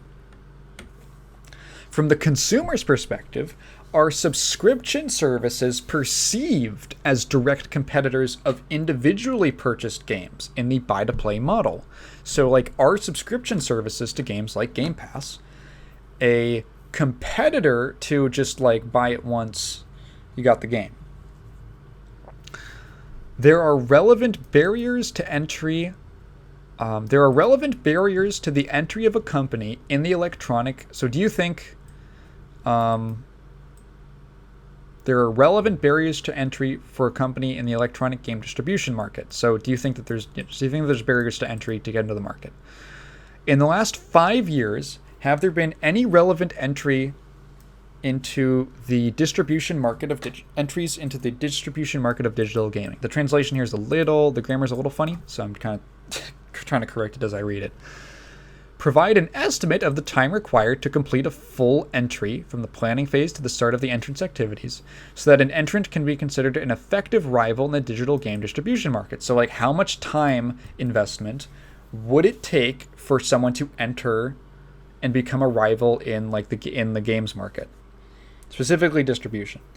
An isolated entry into the game distribution market can be considered commercially viable? ? So, could an isolated entry into the game distribution market be considered commercially viable? Or would an effective entry into the segment would depend on the concurrent entry or presence in... Okay, fucking translation. An effective entry into the segment would depend on the concurrent entry or presence in other markets. Such as gaming hardware or the development and publishing of games for PC, console, and mobile. What the fuck is this saying? They're asking a question basically about... brain not working. Okay, now it's working. I don't know what they mean by isolated entry. An effective... Like, could you just jump into, like, one distribution? Like, could you open your own app store, basically? Is that viable or not? Or would you need, like, an established name in other areas? The market for the market for physical distribution of games for consoles exerts some competitive pressure on the console game digital distribution market, considering the net global and national. So, does physical distribution and digital distribution, do they compete with each other? Contracts entered into with digital stores usually contain exclusivity clauses that are limited to a certain period. So, like, does it contain that? In your experience, the terms of agreements entered into with Microsoft digital stores differ significantly. So, okay, so is the deal that Microsoft signed significantly different from similar ones, right? Does Activision Blizzard publish any titles which, due to its characteristics or specificities, does not have close competitors published by other companies in the game in other games? So does Activision Blizzard publish anything that is unique to them, which I feel like should be obvious, or does not have a competitor, basically? Like, do they publish something that is just their own thing that no one else does, which is kind of the opposite of what Blizzard does? In the event that in the future Activision Blizzard titles are no longer available to competing Microsoft / Xbox ecosystems, to what extent would competition in the digital game distribution market be affected? So, if they went exclusively to just the Xbox services, how would it be affected? How would the market be affected? Your company thinks it is likely that Microsoft will leave to offer Activision Blizzard games in competing digital stores, even though it's practically... will leave to offer Activision Blizzard games on competing digital stores, even though it's practically... So, like, do you think it's likely that that Microsoft will, like, I guess, allow Active Blizzard games to be sold on other storefronts, other than, like, Xbox ones? In your company's view, does Activision Blizzard publish any game that can be considered essential for a gaming hardware vendor to work? I doubt any would say that. What is the relevance of the existence of exclusive titles in the competitive dynamics of the gaming hardware market, the console market, basically? So, like, it's an interesting question. What is the relevance of exclusive titles? Would it be possible to expect a significant reduction in the number of sales of rival Xbox consoles in the event of non-availability of Xbox titles from Activision Blizzard for these platforms? What does this mean? Okay. So would you see sales go down for like other consoles if ActiBliz games went exclusive to Xbox? What is the position of your company regarding the positive, negative effects of this merger in relation to the online advertising market in Brazil? So that was a lot. That was a lot of questions, but there's some legitimately interesting ones, mainly towards the front. So there's some pretty funny answers. And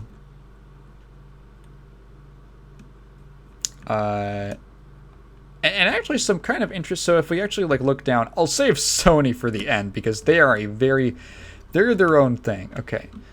Oh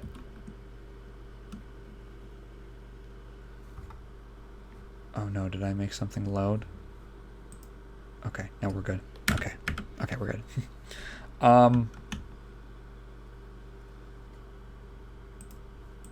Okay, weird. So Warner Brothers said, developing and publishing PC and console games may require investment in terms of value, time, and resources. However, the existence of several companies that develop and publish games for PCs and consoles demonstrates that such barriers are not high enough to prevent entry, especially by companies that operate in somehow related sectors. Entering the mobile market is even lower barriers. So Warner Brothers says there aren't really barriers between those markets. So Ubisoft says that they consider PC and console markets to be the same, but mobile they think is different.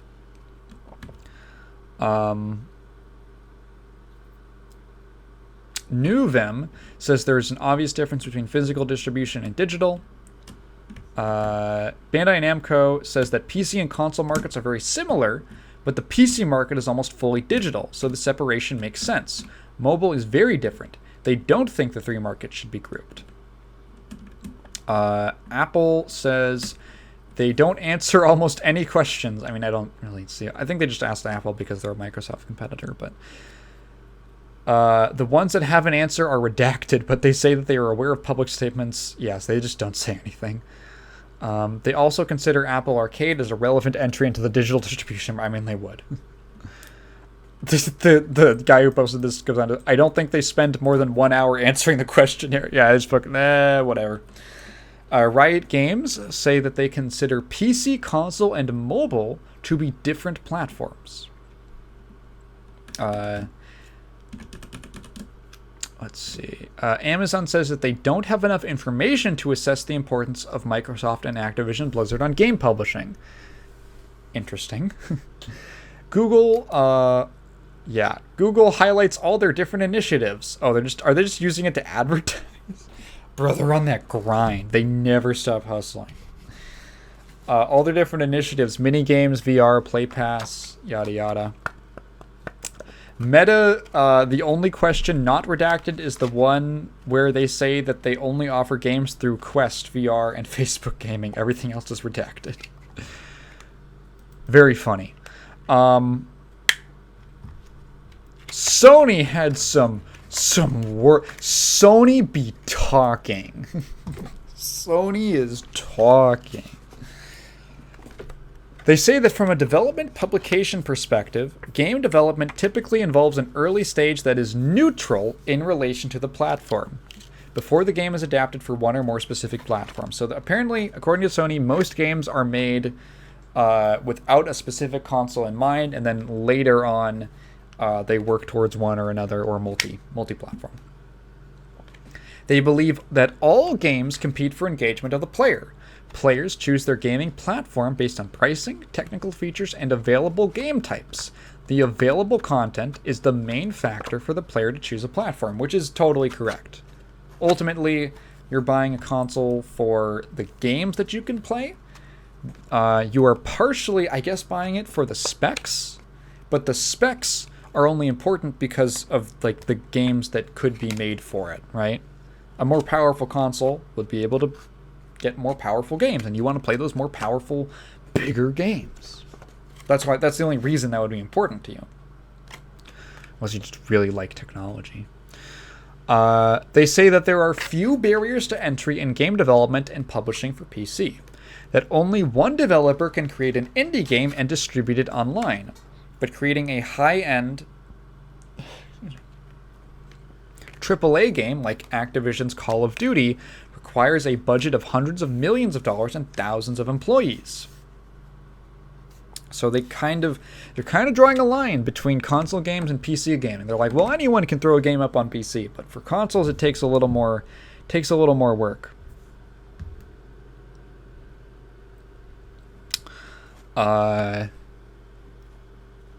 They say that apart from Activision, there are few developers or publishers capable of producing AAA games such as EA, Take-Two, Rockstar, and Epic Games. These games tend to be long-running franchises with big budgets, multi-year development cycles, and very supportive followers. Despite all of that, Sony believes that none of these developers could create a franchise to rival Activision's Call of Duty, which stands out as a gaming category on its own. So they believe that's why they believe that Call of Duty is so popular that it influences users' choice of consoles.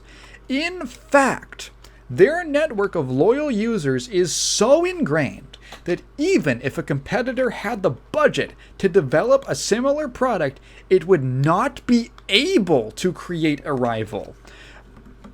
Sony's throwing hands with Battlefield.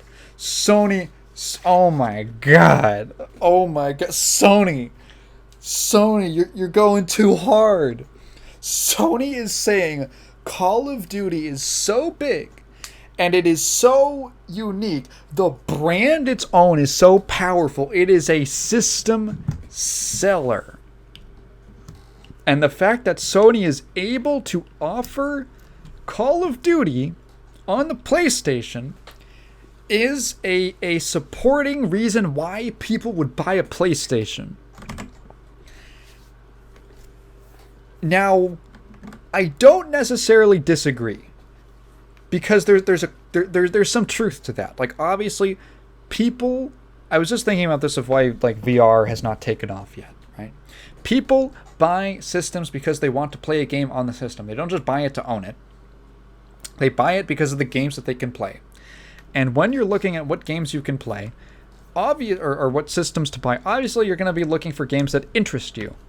And if there is a market of people who play games very casually, they buy a few games a year, they play games a few times a week for an hour or two maybe.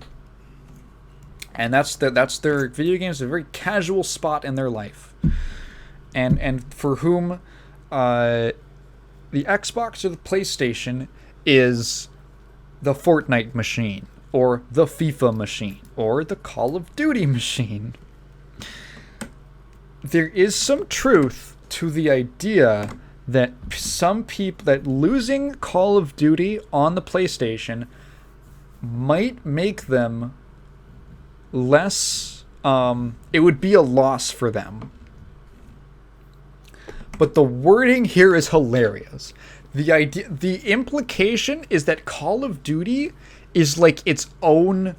They literally call it a category on its own, which is so funny. They talk about the time, money, number of employees, millions of followers, sales, and other data points related to Call of Duty to show how it's a very unique franchise that cannot be replaced. And I kind of agree with that, but it is really funny. It is really funny. Like, the genre of the... Can we start saying COD likes? Can we start saying COD likes? Sony wants COD likes. Oh my god. They agree that subscription services compete with games purchased. I like the idea, actually, the supporting thing, because this is where it gets actually the really funny thing, is where they say that even if you gave a publisher all the resources in the world, they would be unable to make a franchise that is a rival to Call of Duty. It would be impossible to not even just like replace it. They're just to create a substantial rival to COD. They're like, it can't be done. It cannot be done. With all the money and time and workers in the world, it could not be created. COD is this like one of a kind creation. Oh my god, that's so funny. Battlefield DICE is crying right now. Well, fuck you then. DICE is gonna go exclusively to Game Pass now. They agree that subscription services compete with games purchased for a one-time fee. But, so they're saying that it is a competitor. But they think that the lowest upfront costs of subscription services could be anti-competitive in relation to publishers who recoup the significant investments in games by selling them for an upfront fee. They also think that this could harm consumers by reducing the quality of the games. Are these two different points? Okay, so what they're saying, Sony says that the existing like $60 buy-to-play model is... I don't like having to say buy-to-play, but I guess you have to now. The existing like single purchase model is where they dump a bunch of money in and then they put out the product and then they get the money back by charging a $60 upfront cost. That's how they recoup their money. And I mean, that's the model that pretty much everything else uses, or most other products use. You put the money in upfront and then you put it out, and if it's successful, then people will buy it. And you'll make your money back and make your next thing. Sony is arguing that the fact that subscription services are a lower upfront cost means that publishers basically they would have to change their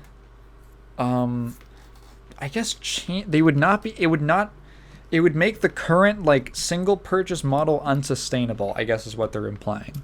That you would not be able to dump a bunch of money in because you aren't going to get a bunch of dollars up front like in the first 2 weeks of release to recoup how much you spent.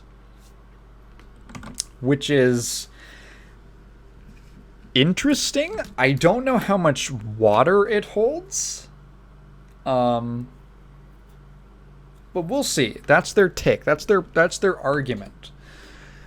And they also think this could harm consumers by reducing the quality of the games. I guess because you aren't...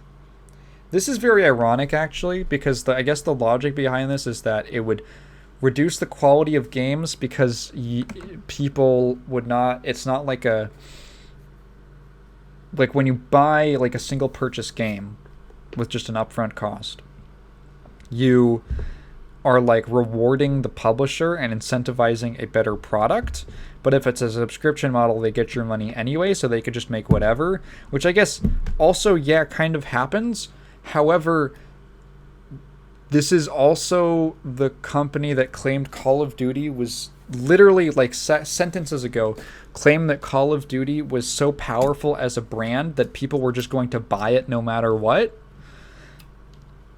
Like, yeah, over time you can create a scenario where low quality of games or a declining or stagnating quality of games can be like bad, or it'll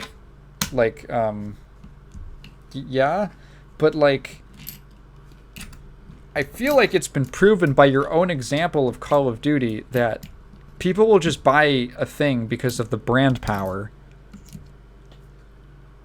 Which is like, maybe they're talking about smaller scale games, like that don't have the brand power, but I don't know, man. Like people just, like, oh, well then lower quality games are going to be able to float by because they're going to get money anyway from the subscription model or whatever. But I don't know, does the cut even work like that? Like I got no idea. Does that hold up? I guess sort of. You can sort of see that with like Netflix just shoveling out a bunch of shit all the time, but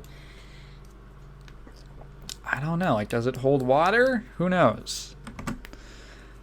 They believe... Okay, so they say that over the past 5 years, Game Pass has grown to capture approximately 60 to 70% of the global subscription services market. That market share is even greater in Brazil, where Game Pass represents approximately 70 to 80% of the PC subscription services market, which I feel like makes a lot of sense because a lot of prices for PC games are not adjusted for countries that might have weaker currencies, so they just end up being way more expensive in other countries. Except for Arc System Works, who actually does, from what I recall, they actually do adjust their prices for the markets of different countries. Very cool. Call of Duty represents an important revenue stream for the PlayStation. They provided data, but it's redacted, and it is one of Sony Interactive Entertainment's biggest sources of revenue from third parties. Now, so Sony be talking, and they were not the only ones talking, because Microsoft responded. So now so there's a few things. Microsoft responded in general to the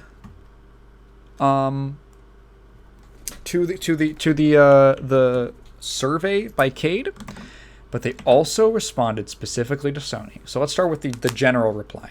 So for starters, Microsoft understands that the relevant markets defined during the Bethesda acquisition are still relevant. So I guess when they acquired Bethesda, because Bethesda, that was also a big acquisition. Bethesda has a lot of different games on different platforms, and Microsoft made a distinction of like how they decide to segment the market.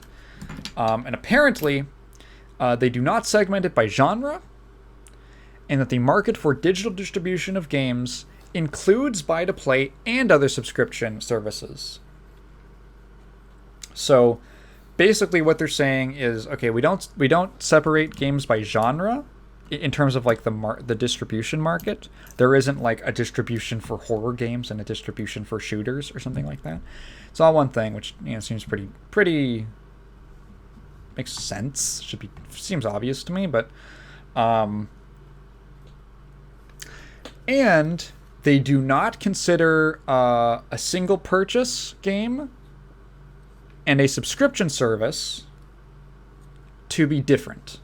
They consider it the same. No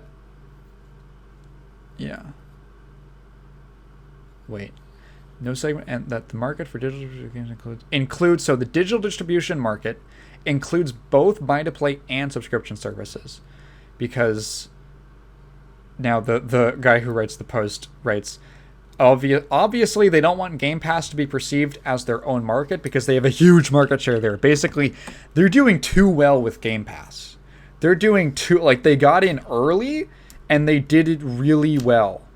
And now they have too much market share, and if they consider it a different thing, they could actually face crackdowns from people like CADE or the FTC or the European Commission. They say that Microsoft and ABK will face competition from a number of game developers and publishers. So they're saying that the competition will remain. In addition, all of their games have close competitors. In fact, the third parties named several rival...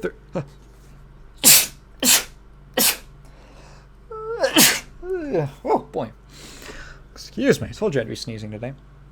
In fact, oh, God. Okay. God damn. God, now my nose is gonna be runny. Oh, jeez.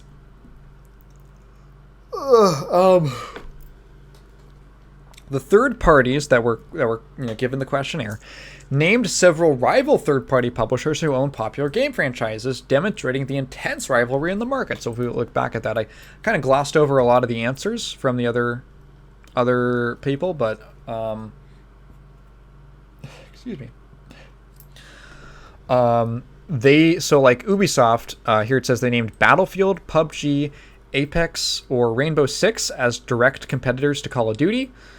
They say Candy Crush, because remember, Activision Blizzard King.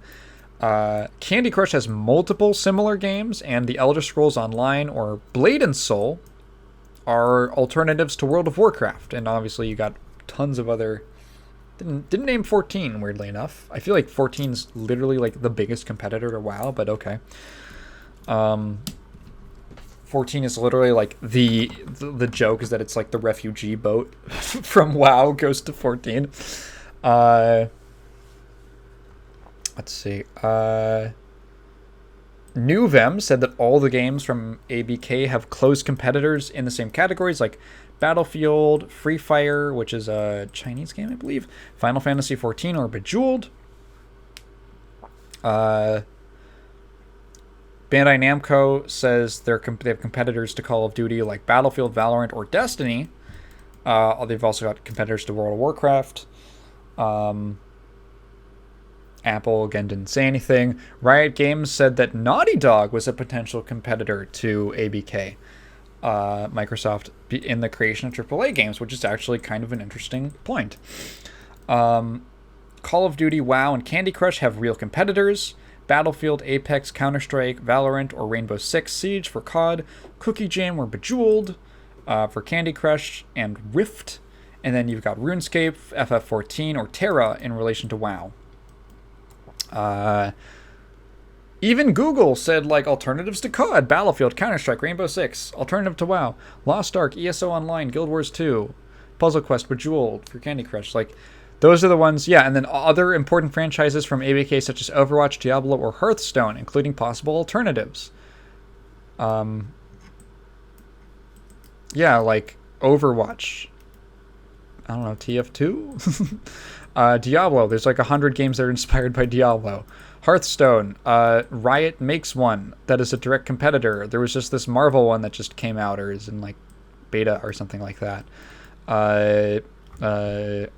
There's like just other card games. There's like a Yu-Gi-Oh! You can play online. Magic you can play online. Like Hearthstone is not... Yeah. Sony definitely harped on like COD as like the big deal. Like no one can ever replace this. Yeah, so they said, yeah, no, we totally have, there's still competition in the genres for our biggest properties and the biggest properties that we're acquiring. I mean, Microsoft makes Halo, which was in its day the system seller. Like the system seller of system sellers that wasn't like Mario Brothers on NES. In fact, Microsoft highlights arguments from Ubisoft, Riot, Amazon, or Google that confirm some of their arguments. Post-transaction, there will be multiple developers and publishers. Post-transaction, there will be multiple developers and publishers, and players use multiple devices to play. So, like, the Game Pass thing is, in their opinion, is not cornering the market on games. Like, there aren't... there's still like alternatives that are like relevant from other publishers and from other, you aren't going to be forced if you want to play something like COD to go play Game Pass on Game Pass. Microsoft says that in all the relevant markets, they'll have a market share of less than 20%. That usually means that there is no risk of anti-competitive effect. So 20% it's the one you want to stay under so that the regulators don't look at you. There's only one market where they have more than that, the digital distribution of games, where Microsoft has more than 30%. However, they believe that Activision Blizzard's position in console game publishing is well below any levels that could result in market concerns. ActiBliz is mainly a PC publisher and PC and mobile, basically. So even in that market, everything should be okay, according to them. Yeah, pretty much. I don't think it's I've spoken about this before, and I've said that, like, obviously it's a huge play, but I don't think it, like, monopolizes the market. Gaming is such an incredibly competitive market. It's one of the few industries where, like, every 5 years or something like that, some game comes out, some indie game comes out that's made by like one guy, and it becomes like the biggest thing in the world forever. Like Undertale or Five Nights at Freddy's. Whatever's like the big indie game. Like no other industry, like that doesn't happen in movies. That doesn't happen in like, well, TV's a little weird. TV's different. But like, you know, that doesn't happen in movies really. But that happens like routinely in games. It's hard to monopolize a medium that has such a thriving open source and like indie scene. It's very difficult. Like, I don't think I've ever purchased a AAA game. Maybe once.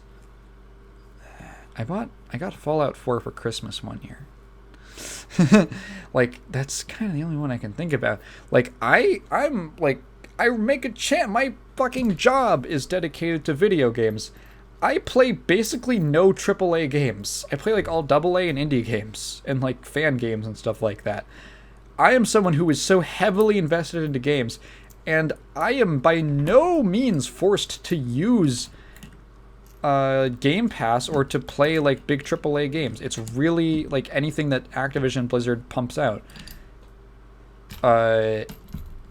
It's a very diverse, like volatile market, if I'm going to be honest.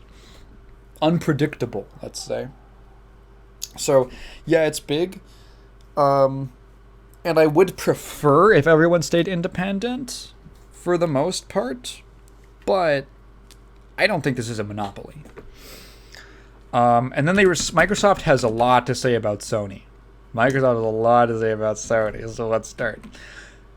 Microsoft literally says that, quote, not surprisingly, Sony was the only third party to convey public opinion materially different from Microsoft/ABK and the third parties regarding the competitive analysis of the transaction, which is a very legal speak way for I'm not surprised you're hating. According to Microsoft, Sony said that 1.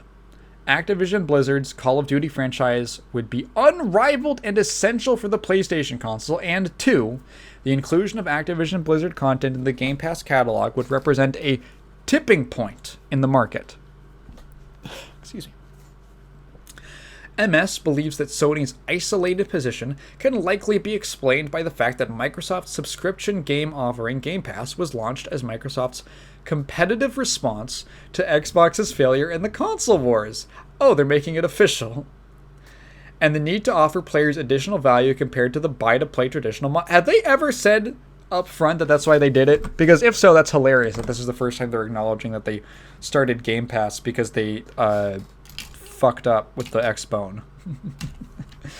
In this way, Game Pass threatens to compete more effectively with the buy-to-play model, which Sony has successfully adopted. Almost literal, MS says that, quote, in short, Sony is not resigned to having to compete with Microsoft's subscription service. So they don't have to. They don't have to do it. Sony's public outcry on subscription games and the company's response are clear. Sony doesn't want attractive subscription services to threaten its dominance in the market for digital distribution of console games. In other words, Sony rails against the introduction of new monetization models capable of challenging its business model. Which is, everyone knows. Everyone knows they don't like it, right? Because they like their model. They've got the PlayStation Plus, but they don't want to, like, expand it to the level Microsoft has. About Call of Duty being its own category of games. The funny part of the statement. MS says that Sony's argument seems to assume that the publishing and development market should be based on genre/type, but that Call of Duty would be a genre/market of its own.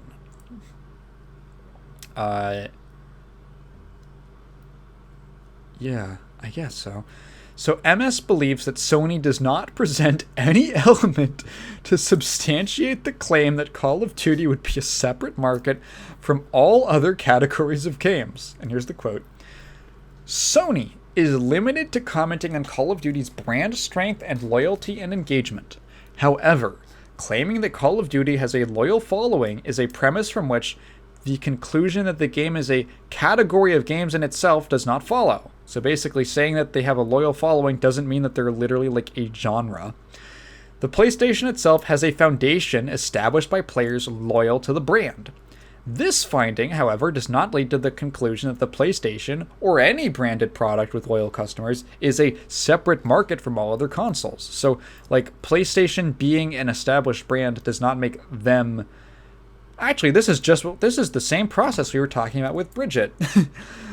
It's like, what Sony's logic is that because Call of Duty has such an established brand, they are their own thing. Microsoft is saying, okay, well, you have an established brand. Does that make you not a competitor to us?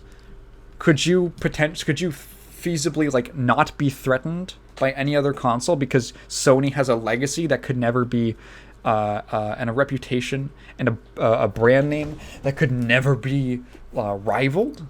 Because like we could easily make the same claim of you, right? PS2, highest selling console of all time. Where was I? The PlayStation, yeah. Extrapolating from such a finding, the extreme conclusion that Call of Duty is a, quote, game category in itself is simply unjustifiable under any quantitative or qualitative analysis. So basically, like, you're being a drama queen and your logic doesn't make sense. Like I said, there is a category of gamers who are like, oh, what's the Call of Duty on? Oh, I'll go buy that then. But, I mean, that's why exclusives exist, right? Sony is basically arguing that, like, against the idea of exclusives. Or that, like, Microsoft, no one should ever have exclusives or something like that, which doesn't make any sense. Like, oh, like, they can't have an exclusive thing? Like, oh, if Call of Duty went exclusive to Xbox, that would be, like, devastating for the console or the game distribution market. Like, you basically do the same practice with exclusives. Everyone does it for competitive purposes. Besides, MS believes that Call of Duty has several rivals as corroborated by the companies consulted by CADE and the confidential data shared. Therefore, according to MS, not only is Call of Duty not a category of games per se, it also faces strong competition from games of multiple genres and types. Sony also suggested that Call of Duty is essential for game publishers. To answer that, MS shares a lot of redacted data. Consumer spending on PlayStation, or the percentage of Sony digital sales worldwide. MS also says that in 2021, only 2 Activision Blizzard titles ranked among the 20 best-selling console games of the year, a list that spans a range of titles from other popular franchises owned by rival publishers such as FIFA from EA, Grand Theft Auto from Take-Two, Assassin's Creed and Far Cry from Ubisoft, Resident Evil from Capcom, Minecraft from Xbox. They remember that is also available on PlayStation and Nintendo consoles, in addition to the exclusives from Nintendo and Sony. Therefore, MS believes that Call of Duty is just one game among a wide range of best-selling games, many of which are not even available on Xbox due to exclusivity strategies adopted by Microsoft's competitors. About how essential Call of Duty could be, they say that Sony contradicts itself because they talked about the success of Game Pass since 2017. The thing is that until now, none of the Activision Blizzard titles have been included in Game Pass, but the service has managed to attract and engage millions of players. So if Game Pass proved successful without making this type of game available, logically, such content cannot be considered essential for a game distribution channel to be competitive. So according to MS, the same can be said of Nintendo's console platform and Epic Games' PC store, which stood out despite not having games from the Call of Duty franchise available. So, like, yeah, I mean, I remember when this acquisition happened, or when the deal first was going on, I think I said as much, where I said basically, it's not about them securing the market, right? it's about them or like monopolizing the market. It's about this is a bonus to the existing package. This is a bonus to what we already offer. It's not like an essential, it's not the beating heart of Game Pass. It's just like some frosting on top that you also get all these Activision Blizzard titles. That's like how they're angling it. That's how that's what the appeal of the service is. Like if you already play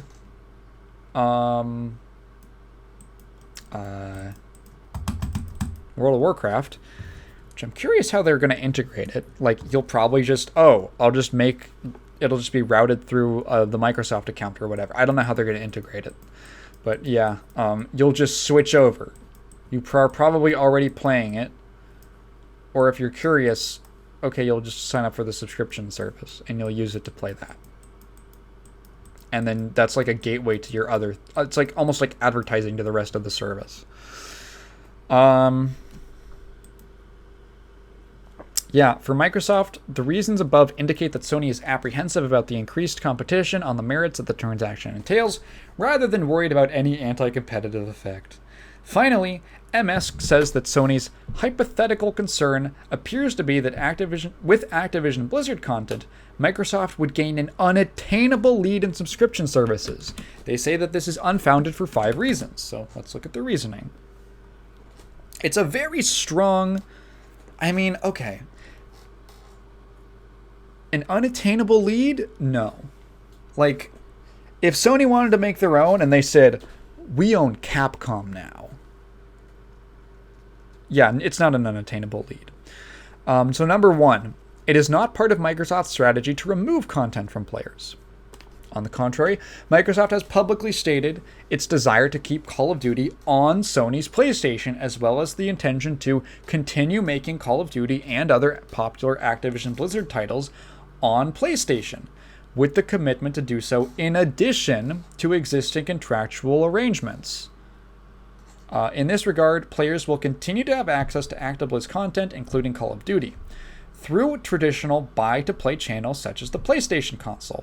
This fact reduces players' incentives to migrate to Game Pass, as they will be able to continue subscribing to their preferred service. It's like it's not about becoming exclusive. It's just another, Sony's also got this other stuff. Like if you play, it's like console neutral, but it's like convenient, and they're saying, so if I'm deciding which service I want to go to that has COD, that offers COD, Sony's or Microsoft's? Microsoft's game plan is they want to offer the overall more appealing service, and Call of Duty is just what gets you in the door. That's what I'm trying to say. I'll play it for that. Plus, it seems like the better deal. I'm going to buy COD anyway. I'm going to play COD anyway. Which one is the better deal for my money? It's the Game Pass. 2, data shows that players see subscription services as one of the many ways in which one can pay for games, which I think is generally true. According to MS, this was confirmed by Sony itself. SIE believes that subscription services compete with games purchased for a one-time fee, buy-to-play. The games are substantially the same regardless of whether the consumer made a one-time payment or accessed the titles through a subscription service. MS says that Sony's statement reveals the illogic of the claim that the addition of Activision games to this content would represent a tipping point. According to MS, if a subscription service... What the fuck? Okay, weird phrasing. If one, subscription services compete with the buy-to-play model as recognized by Sony itself, and 2, Activision content will continue to be distributed through the buy-to-play channel, then players can simply continue to choose which payment model they prefer. So they're saying some people are going to like the one-time purchase, some people are going to like the subscription.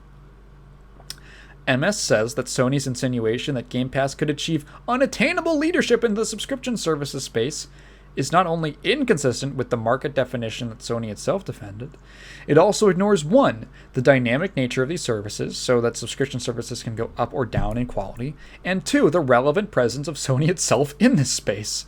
In fact, subscription services represent a recent monetization strategy. As much as Game Pass has been a pioneer, it is a dynamic space with new services and content emerging, and there are already a number of incumbents and services.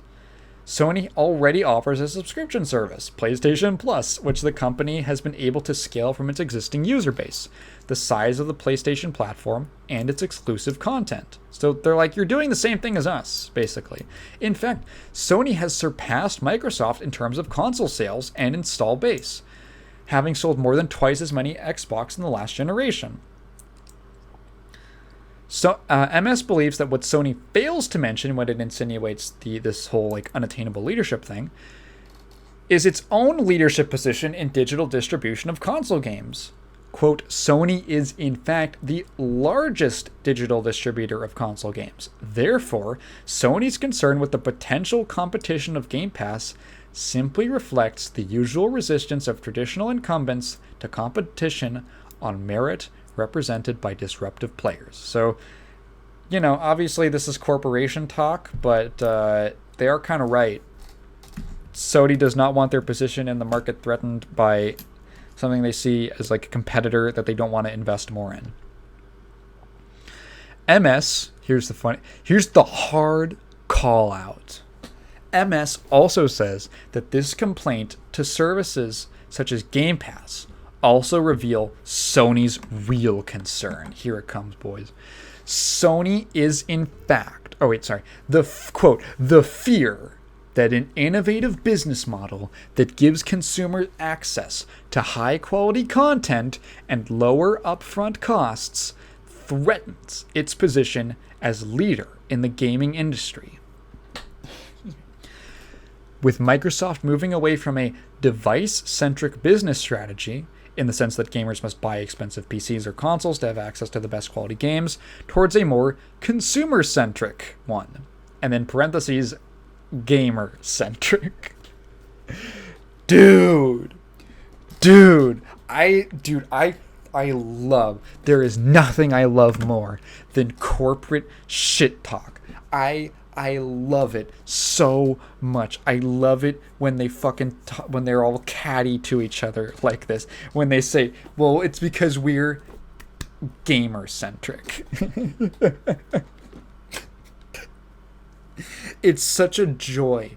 It's such a joy to me. Because you don't get this with any other industry. You don't get this with any other industry. You don't get people... You don't get this kind of response, this sassiness. Maybe you do, but here it's so funny. It's so entertaining. MS quotes this interview from Sony CEO Jim Ryan, where he revealed the company's strategy of not including new titles on PlayStation Plus on game launch day, which, according to MS, clearly exposes resistance to a business model that threatens the device-centric strategy adopted by Sony until then. So when they say device-centric, they mean we need to sell consoles to sell games. Microsoft is saying we need to sell the service to sell games.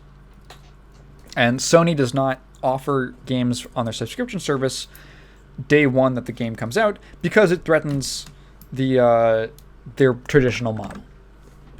Reason number 4 is totally redacted. Okay, interesting. It was too hot for TV.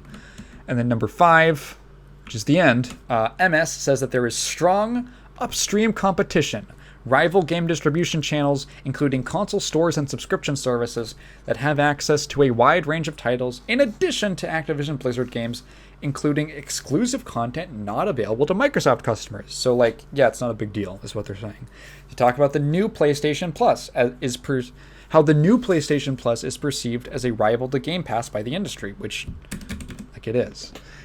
They also point out that the use of exclusive arrangements has been at the heart of Sony's strategy to strengthen its presence. So they're like, you do exclusives too! Let's jump around a bit. Seeing how Sony is a leader in the distribution of digital games, MS sees Sony's concerns about the eventual exclusivity of Activision's content as incoherent, and that it only reveals the fear, this is a quote, the fear regarding an innovative business model. In fact, MS says that Microsoft's abilities to continue expanding Game Pass has been hampered by Sony's desires to inhibit such growth. Sony pays for, quote, blocking rights to prevent developers from adding content to Game Pass. I didn't know about this. I mean, I might assume. And other competing subscription services. There's a bunch of redacted content. So yeah, this stuff is top secret.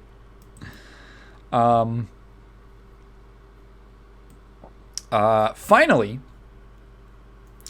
MS says that regardless of how unusual Sony's criticisms of content are, the reality is that the strategy of retaining Activision Blizzard games, not distributing them in rival console stores, would simply not be profitable for Microsoft, because such a strategy would only be profitable if ActiBlizz's games were able to attract a sufficiently large number of gamers to the Xbox console ecosystem, and if Microsoft could earn enough revenue from the sale of games to offset the losses arising from non-distribution of such games on rival consoles. So basically,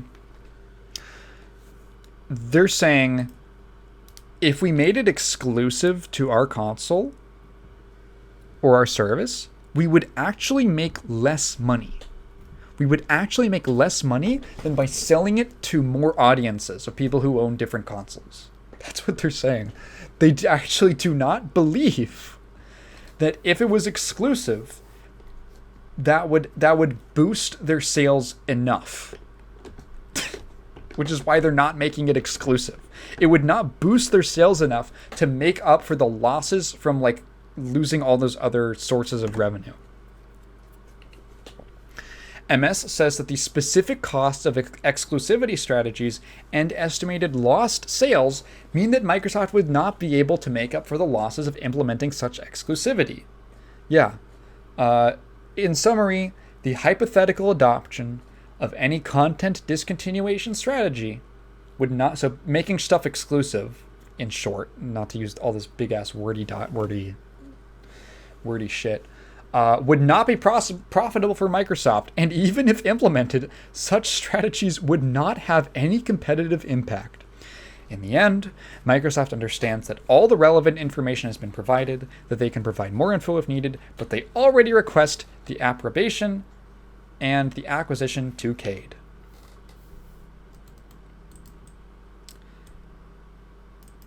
Yeah.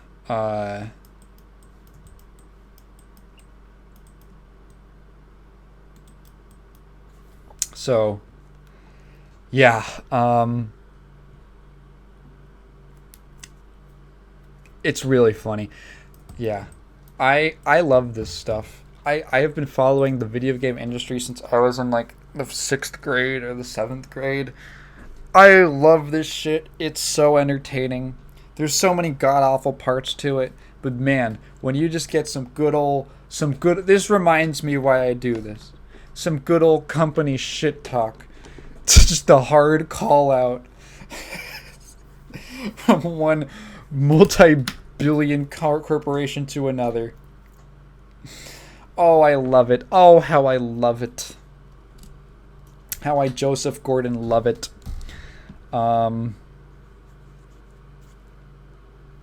Yeah, it's definitely a ton of information. It's pretty interesting. I will link it. Both of the threads, because it's 2 different threads. There's one, the initial replies, and then the response from Sony. It is funny that they replied specifically to Microsoft. Like, this is that showdown shit. Jeez. I think I'm gonna call it a day. There's like one thing I wanted to talk about more, but I can save it for next time. Yeah. I'm going to go eat some apple pie. We got some apple pie in the house. I'm going to go eat some. If you've been listening this far, thank you for listening to me ramble. If you had a question, please leave it in down in the comments below, and I will get to it. I will definitely get to it next time, but please leave it in the form of a question, because I don't just want to read your thoughts out loud. Yeah. Got nothing else to say? Bye.